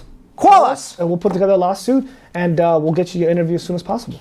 All right. So the telephone number for Abadir at Sparm Bernstein is the same telephone number to call us on our Bradshaw Live show. 1-800-LAW-LINK. That's 1-800-529-5465. That's 1-800-529-5465. It's the number for law offices at Sparm Bernstein. It's also the number to call to get your questions answered for free right here on our show. Abadir, wonderful job as always. Thank you. As again, prior successful results do not guarantee a similar outcome. But right now, in the time of Donald Trump, especially now that there's no collusion, okay, you better have good lawyers on your side who are ready to go to bat for you. Right. And I'm sitting next to one right now. Abadir, great job. Thank you. Thank you so much. Yes. All right.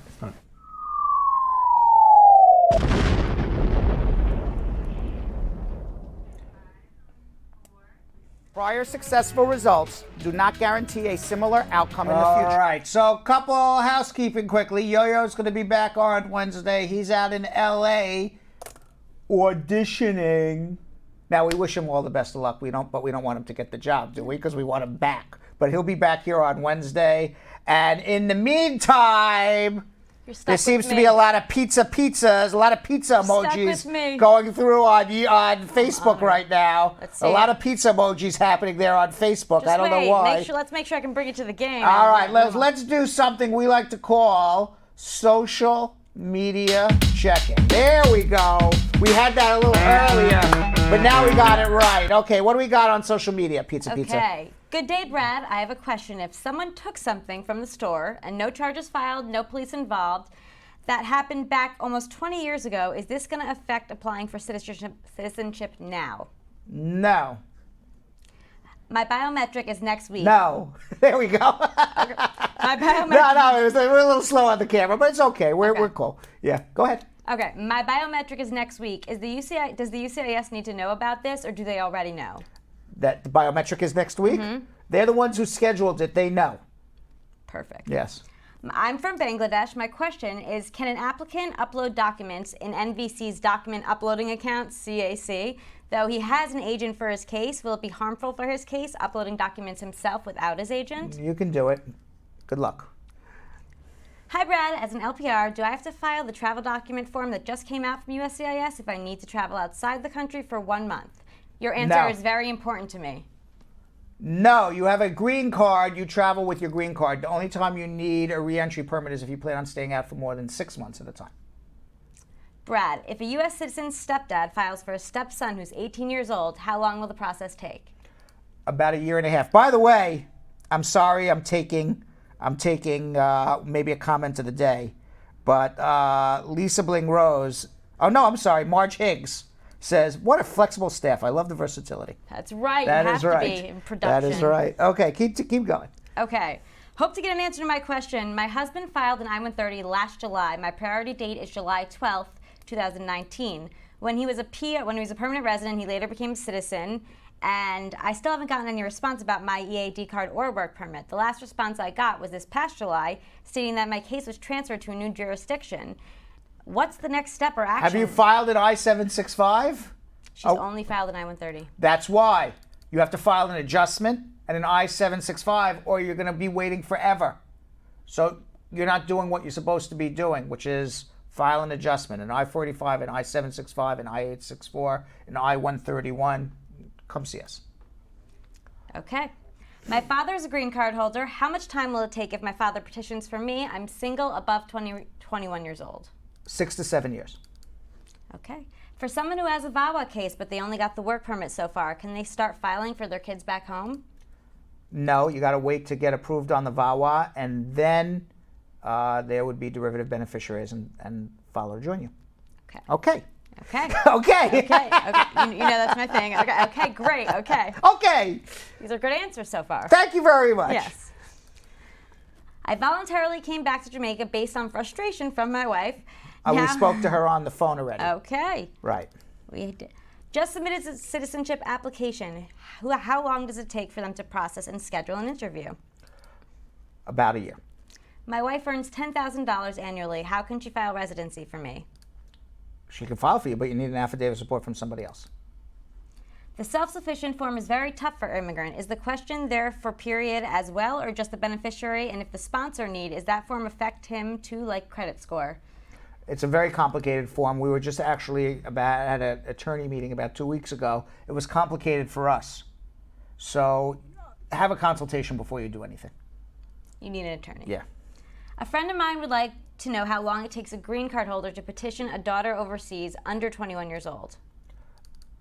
Under 21. Overseas. Overseas, permanent resident. He's a green card holder. About a year and a half to 2 years.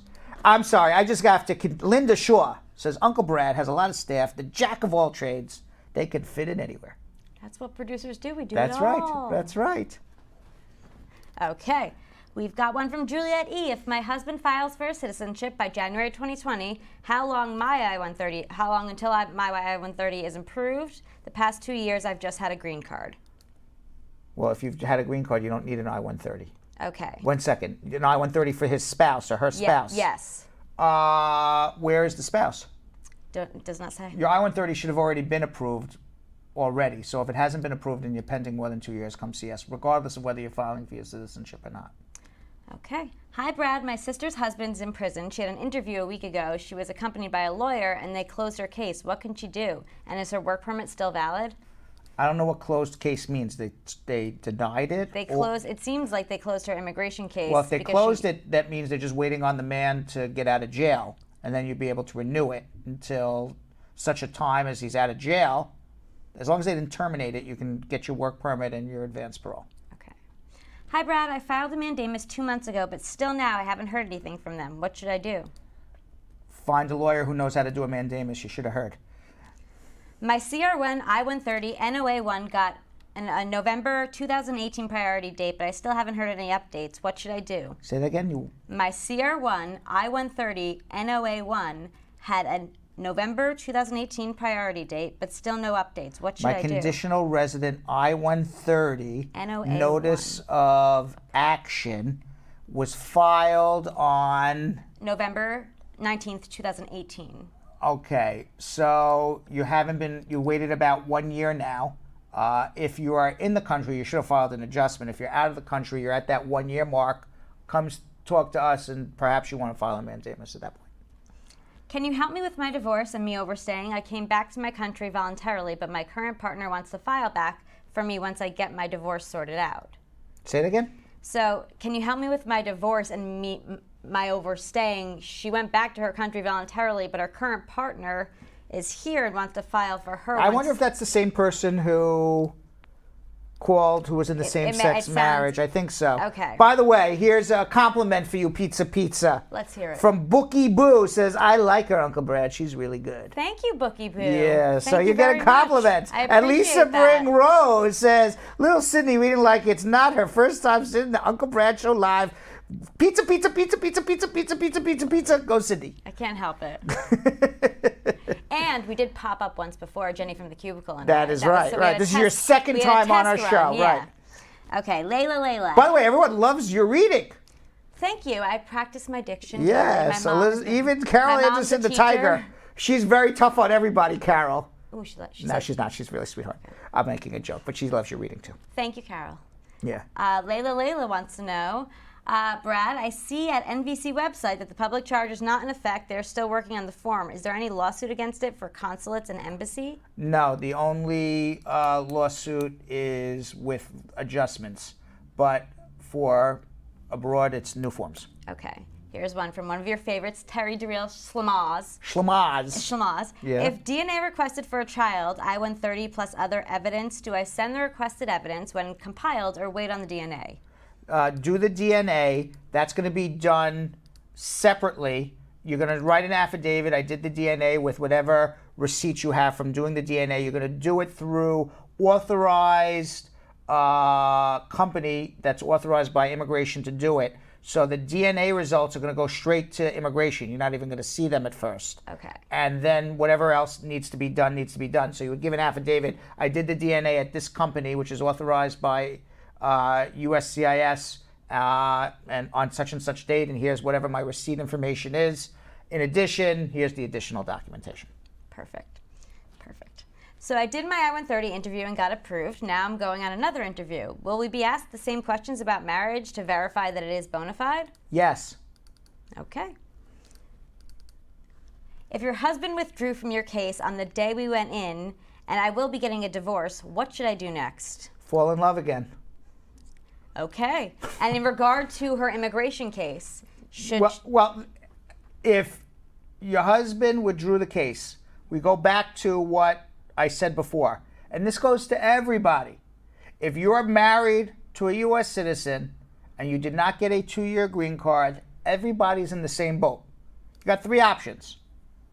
Figure out how to get back together with your spouse, get divorced and fall in love with somebody else, or file an abuse case. That's everybody's 3 options. Okay. Came on B1, B2, got 6 months stay. After 90 days, am I able to change my status to F1? I need advice from you, the man. Thank you. Say that again. Came on B1, B2, got 6 months stay. After 90 days, can I change my status to F1? Need advice from you, the man. The first 90 days you do nothing, then you can make your applications, including whether you want to change to a student visa, you want to adjust your status. But the first 90 days on a tourist visa, you're a tourist. Asking for someone, they got their RFE I-485. Joint sponsor must send in complete federal income tax return when submitted to IRS for the most recent tax year. What must they send in? Exactly what they said, to complete tax return. Okay. I mean, you've just read it, what they need to send in. So they need to know from the king, yes, are they correct? Okay.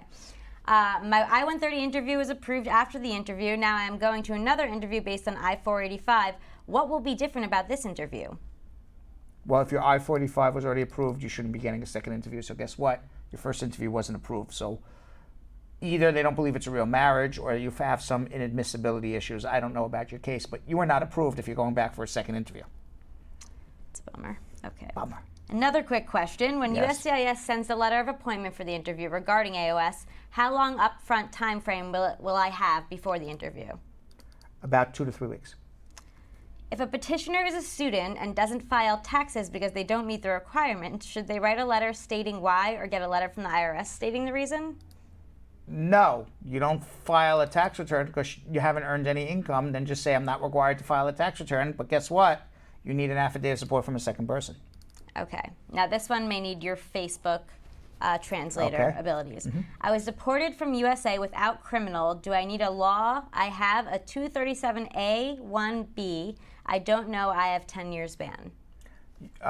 If you overstayed by more than a year, you have a 10-year ban. You were obviously deported because you were out of status, despite the fact that you don't have a criminal record. You would need a 212 waiver to return after a prior deportation. Okay.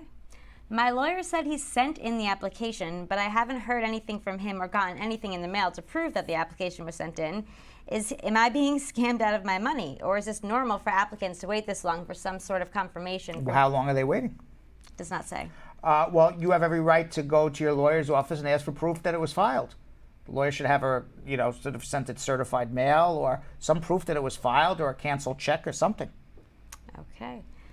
Could you explain and elaborate a bit more on how the public charge bill affects people outside of the U.S.? Yes, they are giving a point system, and you have to show if you're earning your petitioner's earning more than $64,000 a year for a family of 4. That's a very high positive point system. You should be okay. If it's less than that, then they look at other variables to determine whether you will be self-sufficient. If your petitioner was on any sort of government assistance, including Section 8, that's a big negative. There's a lot of positive, there's a lot of negative. As a matter of fact, what we should do maybe tomorrow is rerun. I had discussed it in detail, and it was about 8-9 minute discussion. I'll be happy to run it again tomorrow. Absolutely. So watch tomorrow. We could also throw it up on Instagram, yes. a special preview of Yes. that as well. Okay, next question. I'm a lawful F1 student in Missouri. My I-20 expires in 2023. In U.S. for more than 5 years, visa has expired, passport is valid. I have a printed I-94. Asking for valid U.S. visa and I-94 to renew my driver's license. Are those enough? Those aren't valid. You overstayed your time, didn't he? Yes. Those are not valid. Okay. My case has been out of normal processing time for 2.5 years now. I want to withdraw my case and refile it, but I'm hesitant to withdraw. What should I do? File a mandamus. Don't withdraw, because then you're starting from scratch. I don't even know what case it is. By the way, everybody loves pizza. Thank you, everybody. I love being here. They just love the name, and they love you too. But they love the name, pizza. It's been quite the evolution. But by the way, I mean, take a good look at this woman. Does this woman look like she eats pizza every day? She does. But he also first nicknamed me Jeb Bush. So No, you are not Jeb Bush. Thank you. Yeah. It's an evolution here. Yes. But I love the pizza nickname. Yeah. Brad, I need your help very badly. Quick question. Petitioner got kicked out by my petitioner because I don't want to work for them. If I work for them, they don't want to pay me and they abuse me. What should I do?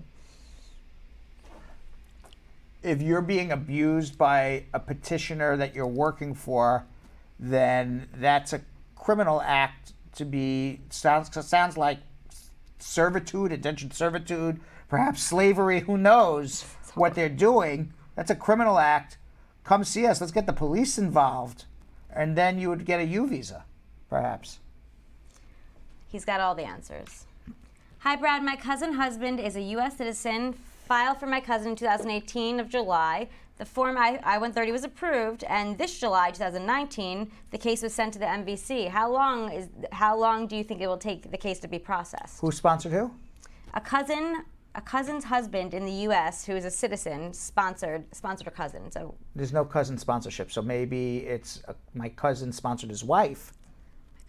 My cousin husband is a U.S. citizen. File for my cousin. Yeah, yes. Well, There depends we go. on if you do everything correctly. Maybe 3-6 months. Marge Higgs wants to know about your metabolism rate. Very fast, and we never stop moving here. Obviously, we Yes, wear it many must hats. be. I want to come back with It your is metabolism. quite fast. Okay, we can get back to Yeah, that. I look at a slice of pizza and I gain 3 pounds. All right. I only eat pizza Okay. and chocolate.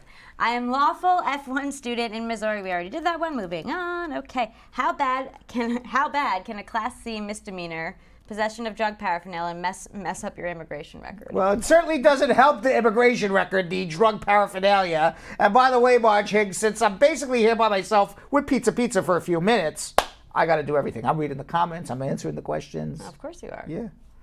Yeah. But drug paraphernalia, not a good thing. Where do you think we learn how to wear so many hats? Yes. Our boss. Hi, Brad and team. I applied for VAWA and I-45 2 years ago. I allowed my combo card to expire almost a year, just reapplied. If approved, will I have problems coming back into the country? They've been out of the country for more than a year? For more than 2 years. And you have a combo card? No, Mhm. It sounds like your adjustment was probably denied. You've been out of the country for more than 2 years. You're going to have a big problem coming back. Once you leave without, well, maybe they left with the combo card, Mhm. but I assume the adjustment's been denied already. It's been 2 years. And how would they have found that out? I mean, if they weren't here, is it? Exactly. Right, There's okay. probably an interview happened and they didn't Okay. show up. Is my guess. They need a consultation. Yes, a lawyer. Mm. Is it possible for the interviewer at USCIS to make a red line through your visa, even if not on the spot? They're allowed to do whatever they want. I don't know what red line What is means. a red line? Yeah. I don't know. Just basically they take the No. visa, go, Okay. yes. Basically, now visa void. Do whatever they want. They can do whatever they want. Do I need the records from my country and from the United States to prove good moral character in my citizenship? If there was an arrest record somewhere else, yes. If not, no. All right, so we're gonna change gears a little bit here, pizza. Okay. And since whatever it you is got. Veterans Day, we had interviewed a lady by the name of Laura Meza. She served in the U.S. Army as a dental hygienist. In that time, she became a victim of military sexual trauma and post-traumatic sexual disorder when she was in active combat and a mass casualty incident in the invasion of Iraq. After an honorable discharge, her trauma resulted in abuse of alcohol and drugs, and that would be obvious.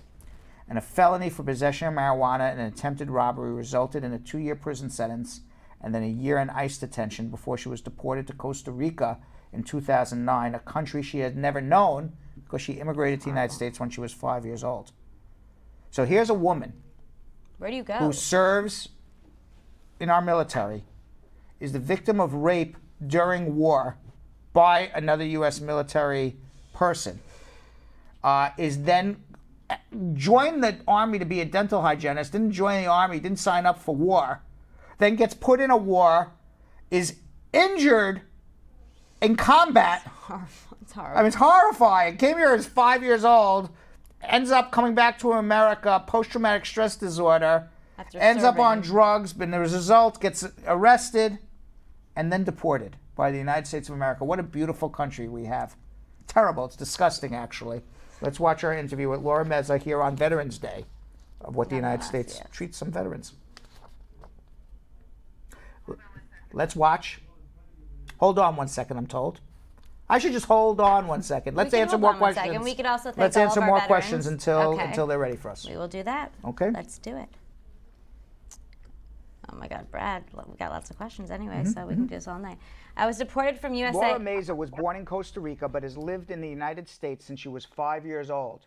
She served in the United States Army for a year and in that time became a victim of MST, which is military sexual trauma, and PTSD, post-traumatic stress disorder.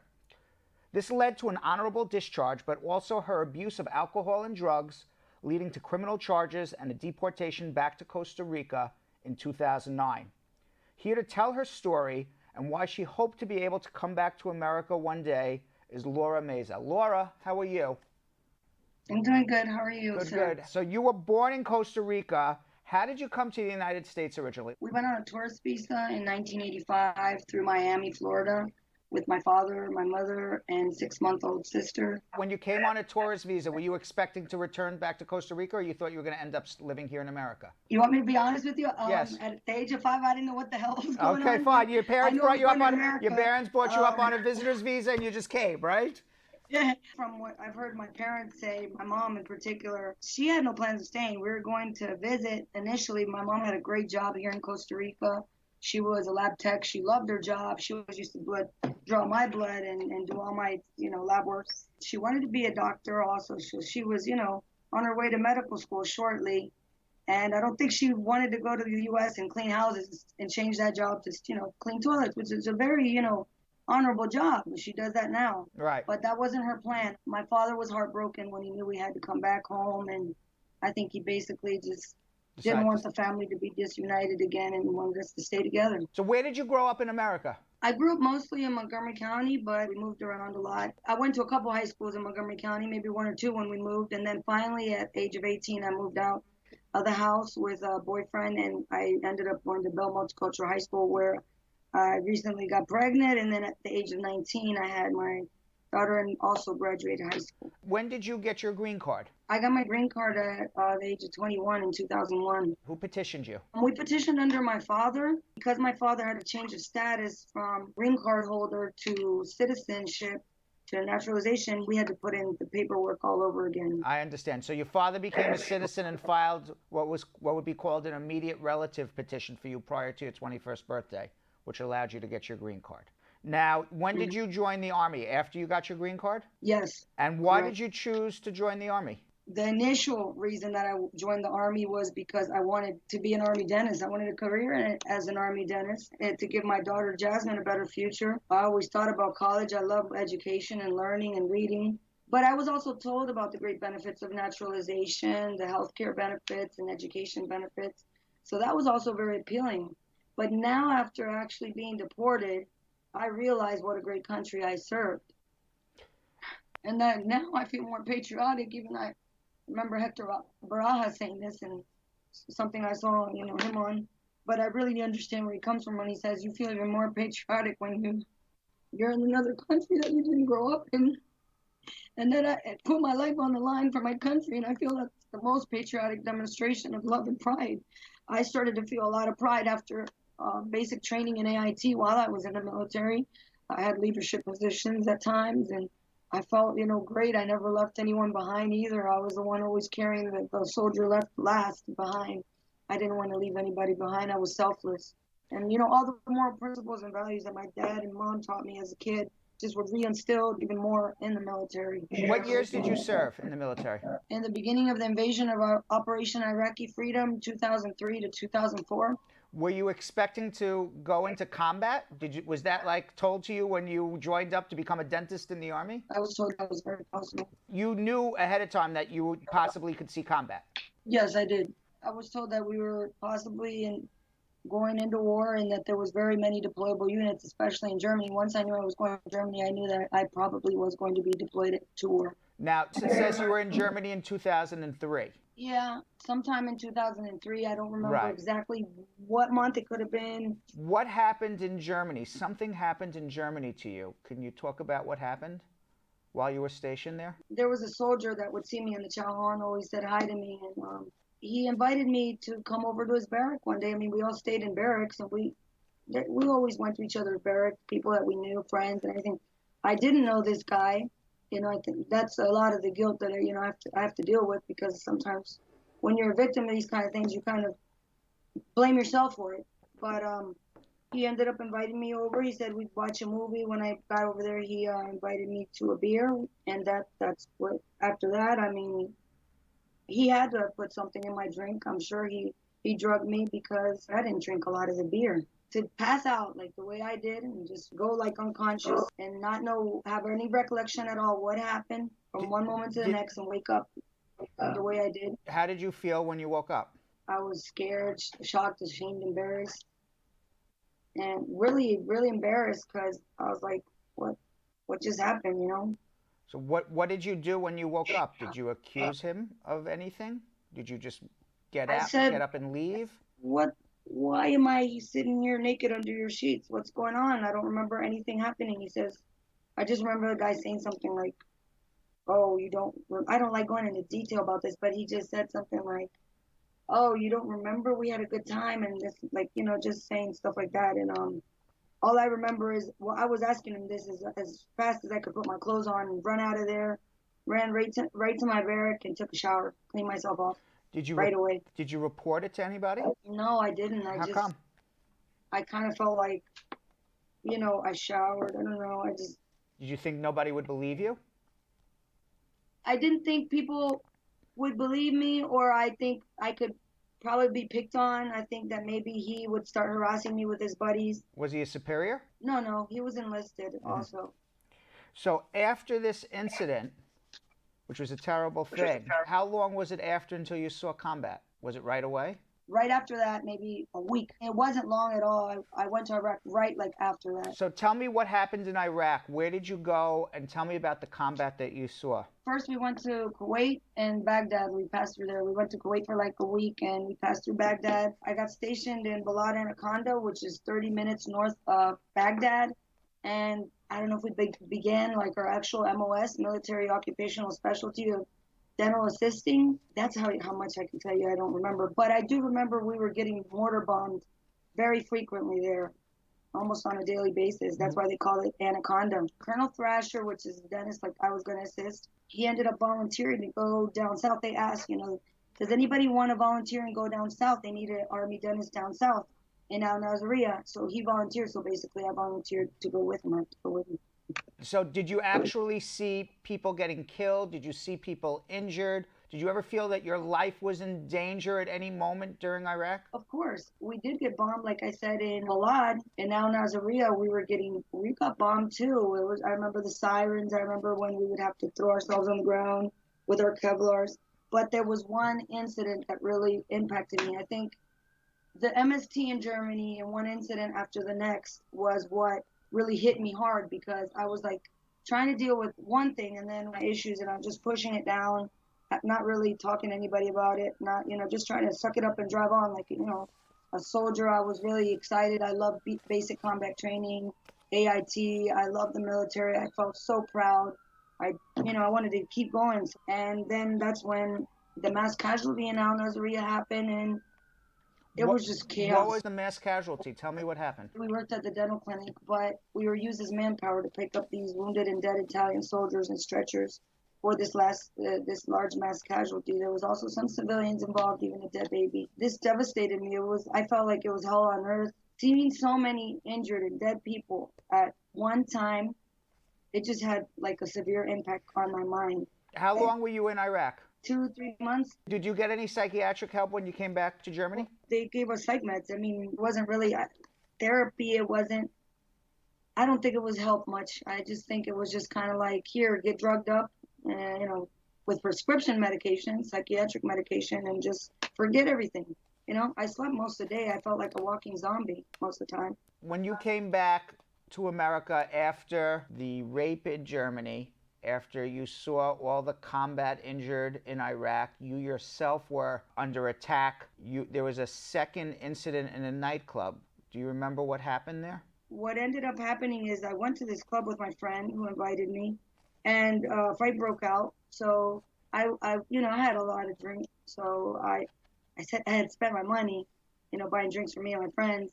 I had no money, and I was pretty drunk, to be honest with you. So I was coming out of the club kind of like, oh my God, where did everybody go? This friend that I went with a bunch of her other friends that I really didn't know. I was only like good friends with her.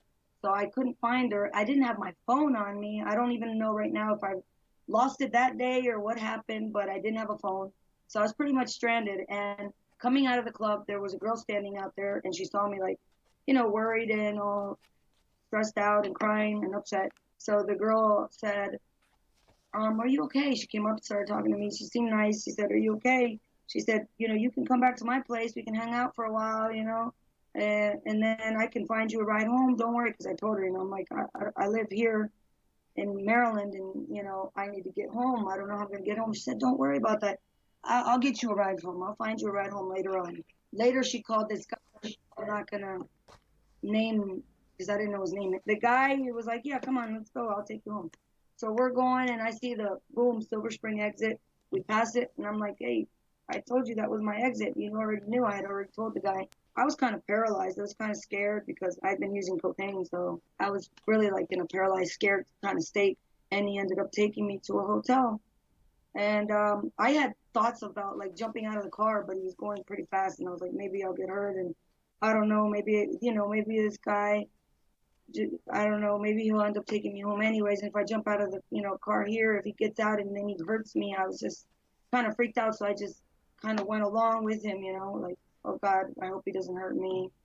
And we ended up going to this hotel. And that's where it happened. I just tried to push him off me and said, no, please, and started crying and said, no, but it happened. I believe you. How did you feel after all of this? You just had 3 traumatic situations. You had the situation in Germany.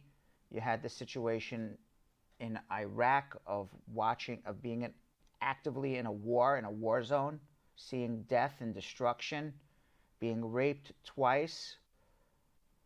After all of this, how did you feel? How'd you get on with life?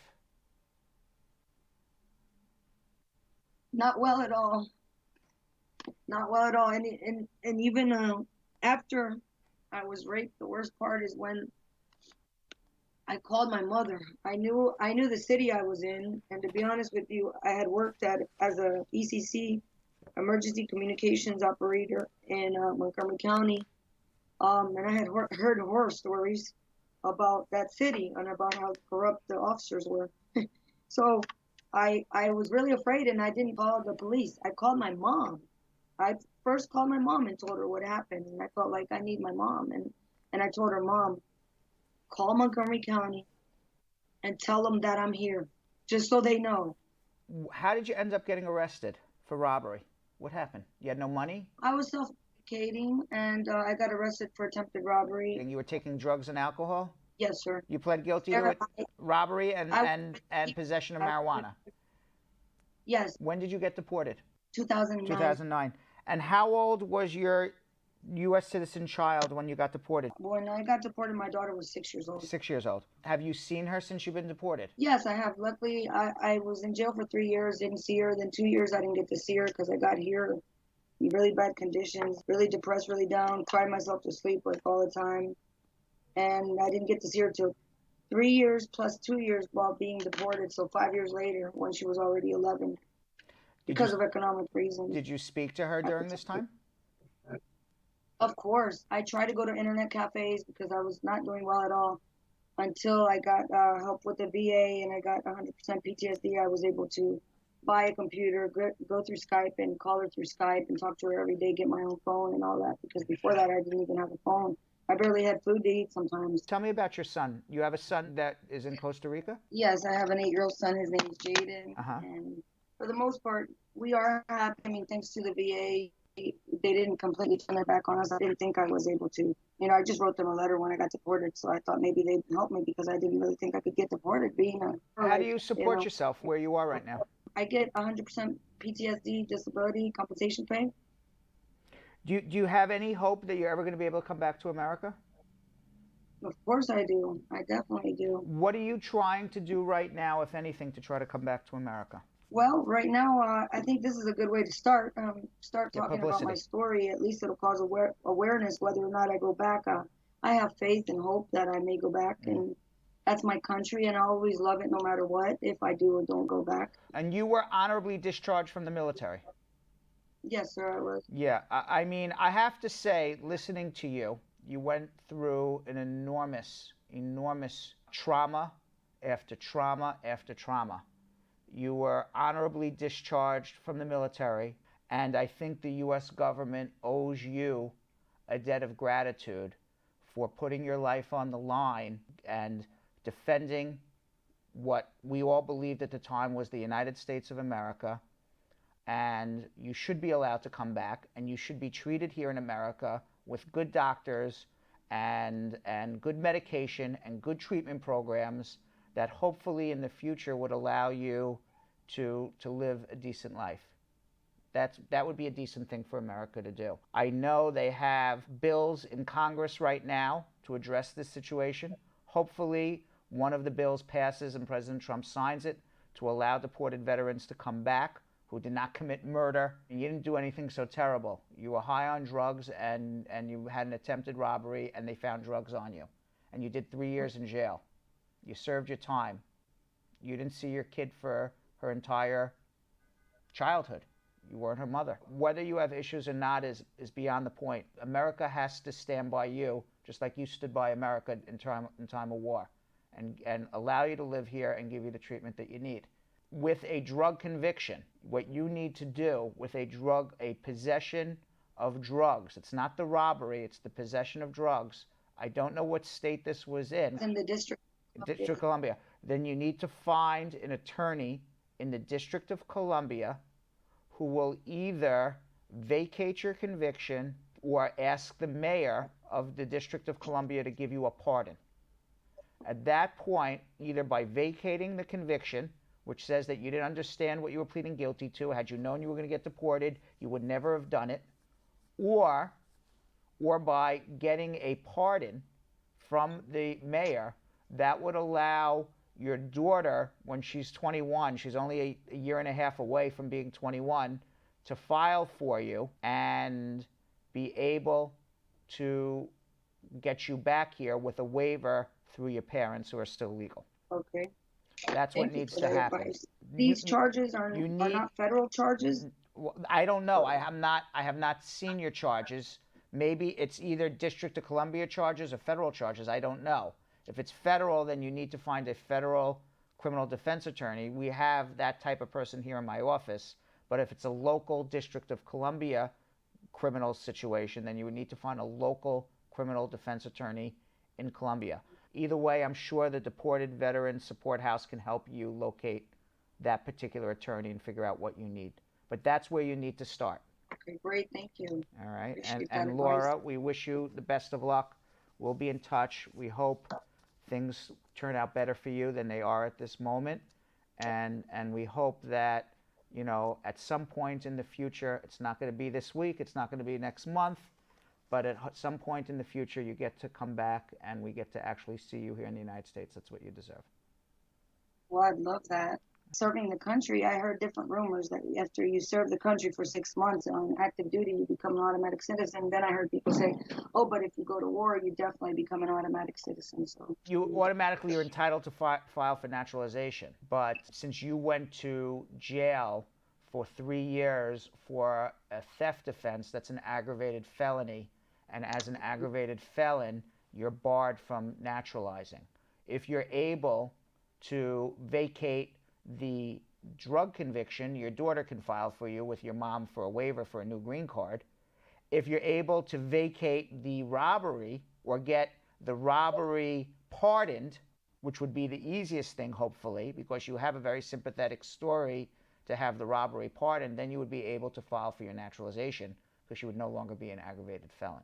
Thank you. I miss a lot of things about America because, now I can compare two cultures. It's not that I love my country. There are great things. Do I still consider the U.S. home, and do I want to go back home? Of course I do. I've been here for 10 years now, and I still feel far from home. But I did improve my Spanish a lot while in college. And a lot of things, like I don't know Costa Rica's national anthem, but I do know the Pledge of Allegiance and the Star Spangled Banner. I know more about U.S. history and government than I do about Costa Rica. Laura, you deserve to be here. If you have the disposition, send it to me, and I'll give you advice on where to go from there. Thank you. Okay, great. Okay. Thank you so much. You're welcome. All right, this is actually very, very sad. I watched it again. It's horrible, horrible story. We have something we like to call the speed round, where we already started our countdown. We didn't even ask any questions And yet. we only said we were doing 1 minute. I thought No, we're doing 10 questions in 90 seconds. seconds. Let's start the speed. We have a graphic at some point. Beautiful animation. A beautiful animation graphic. Let's see if we get that going. Little race car. car. Yeah, there's a race car. There we go. Yeah. But the race car actually has to move. All right. People get the idea. Let's start it. There we go.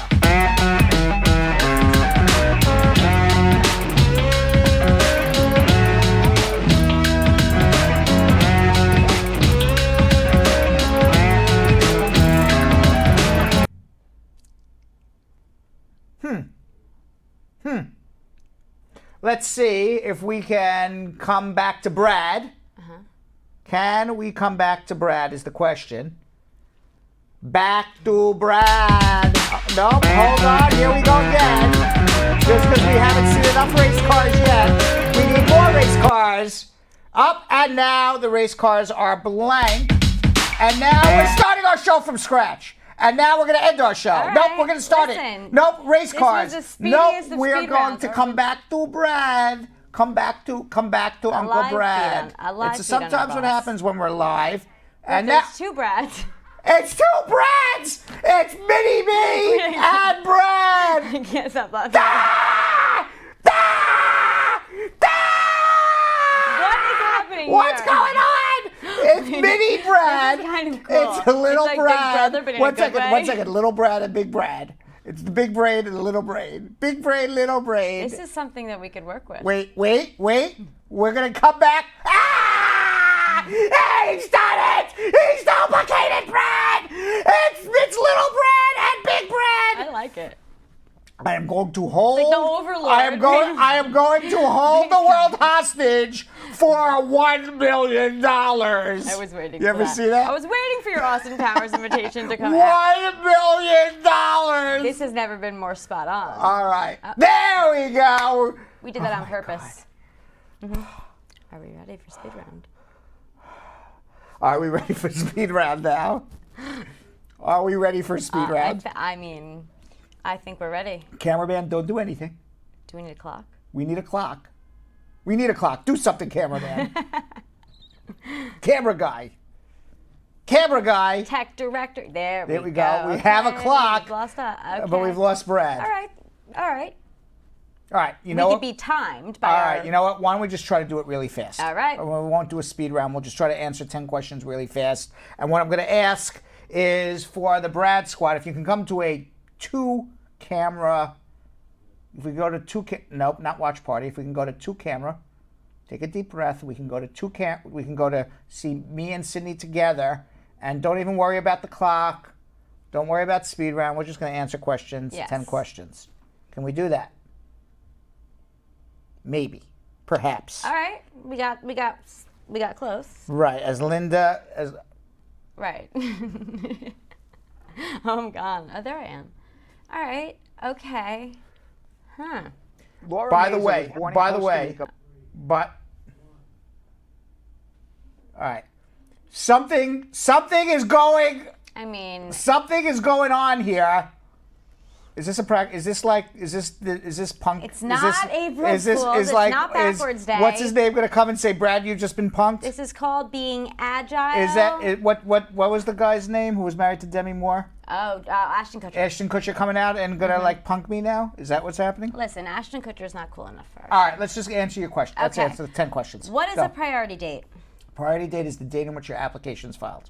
What does it mean when the USCIS says date of birth was updated on my I-130 petition? It means your date of birth was updated on your I-130 petition. Exactly what it means. How much do you need to earn to sponsor someone? 125% above the poverty level. As a green card holder, how long can I stay out of the USA? Up to 6 months. You have to be physically in the U.S. longer.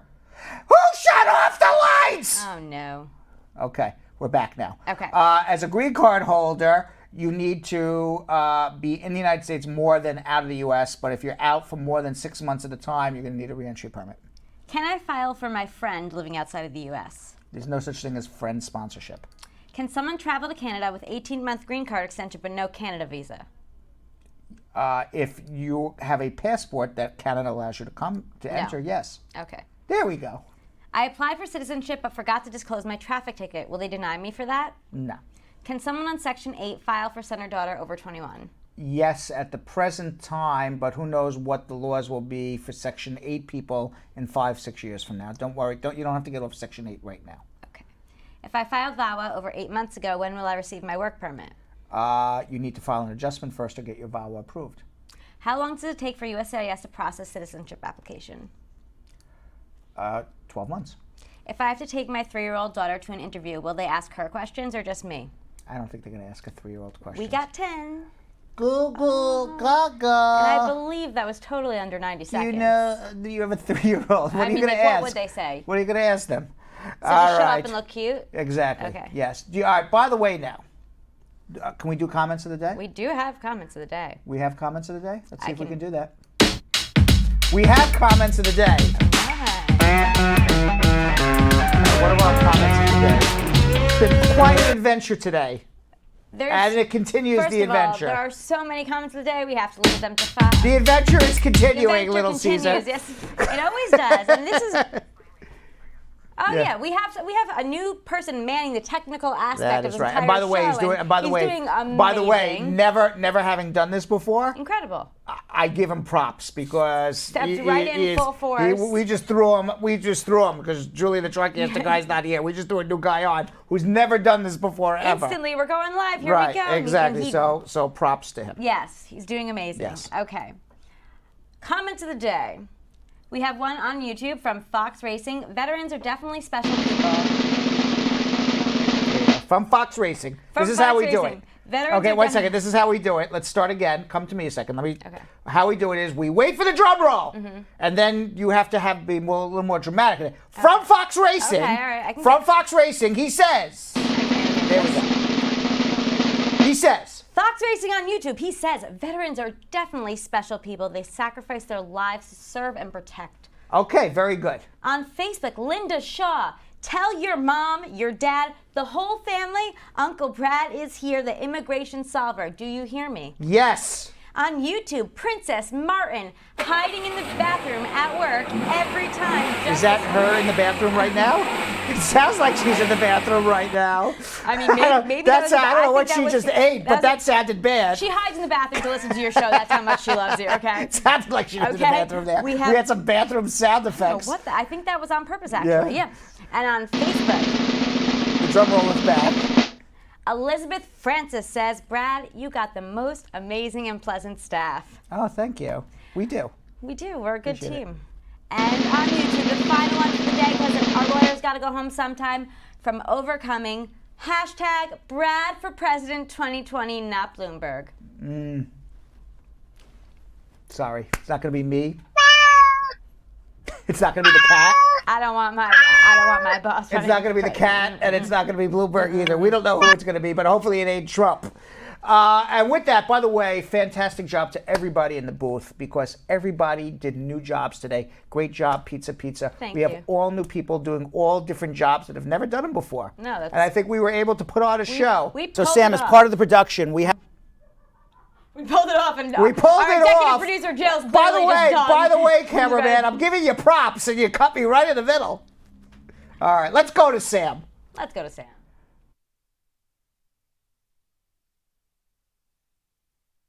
So, Sam, as part of the production, we have to say this disclaimer at the end of the show. Do you mind reading it for me? Okay, but you know, Brad, I have to do everything around here. It's bad enough I've got to remember everything that happened on the episode from the previous day. Forget it. I'll do it. The proceeding was information only and not specific legal advice. Consult an attorney about your individual situation. Prior successful results do not guarantee a similar outcome in the future. To make an appointment with the Spar and Bernstein law firm located at 225 Broadway in New York City, call 1-800-529-5465. That's 1-800-529-5465. Easy to remember, 1-800-LAWLINK. That's 1-800-LAWLINK.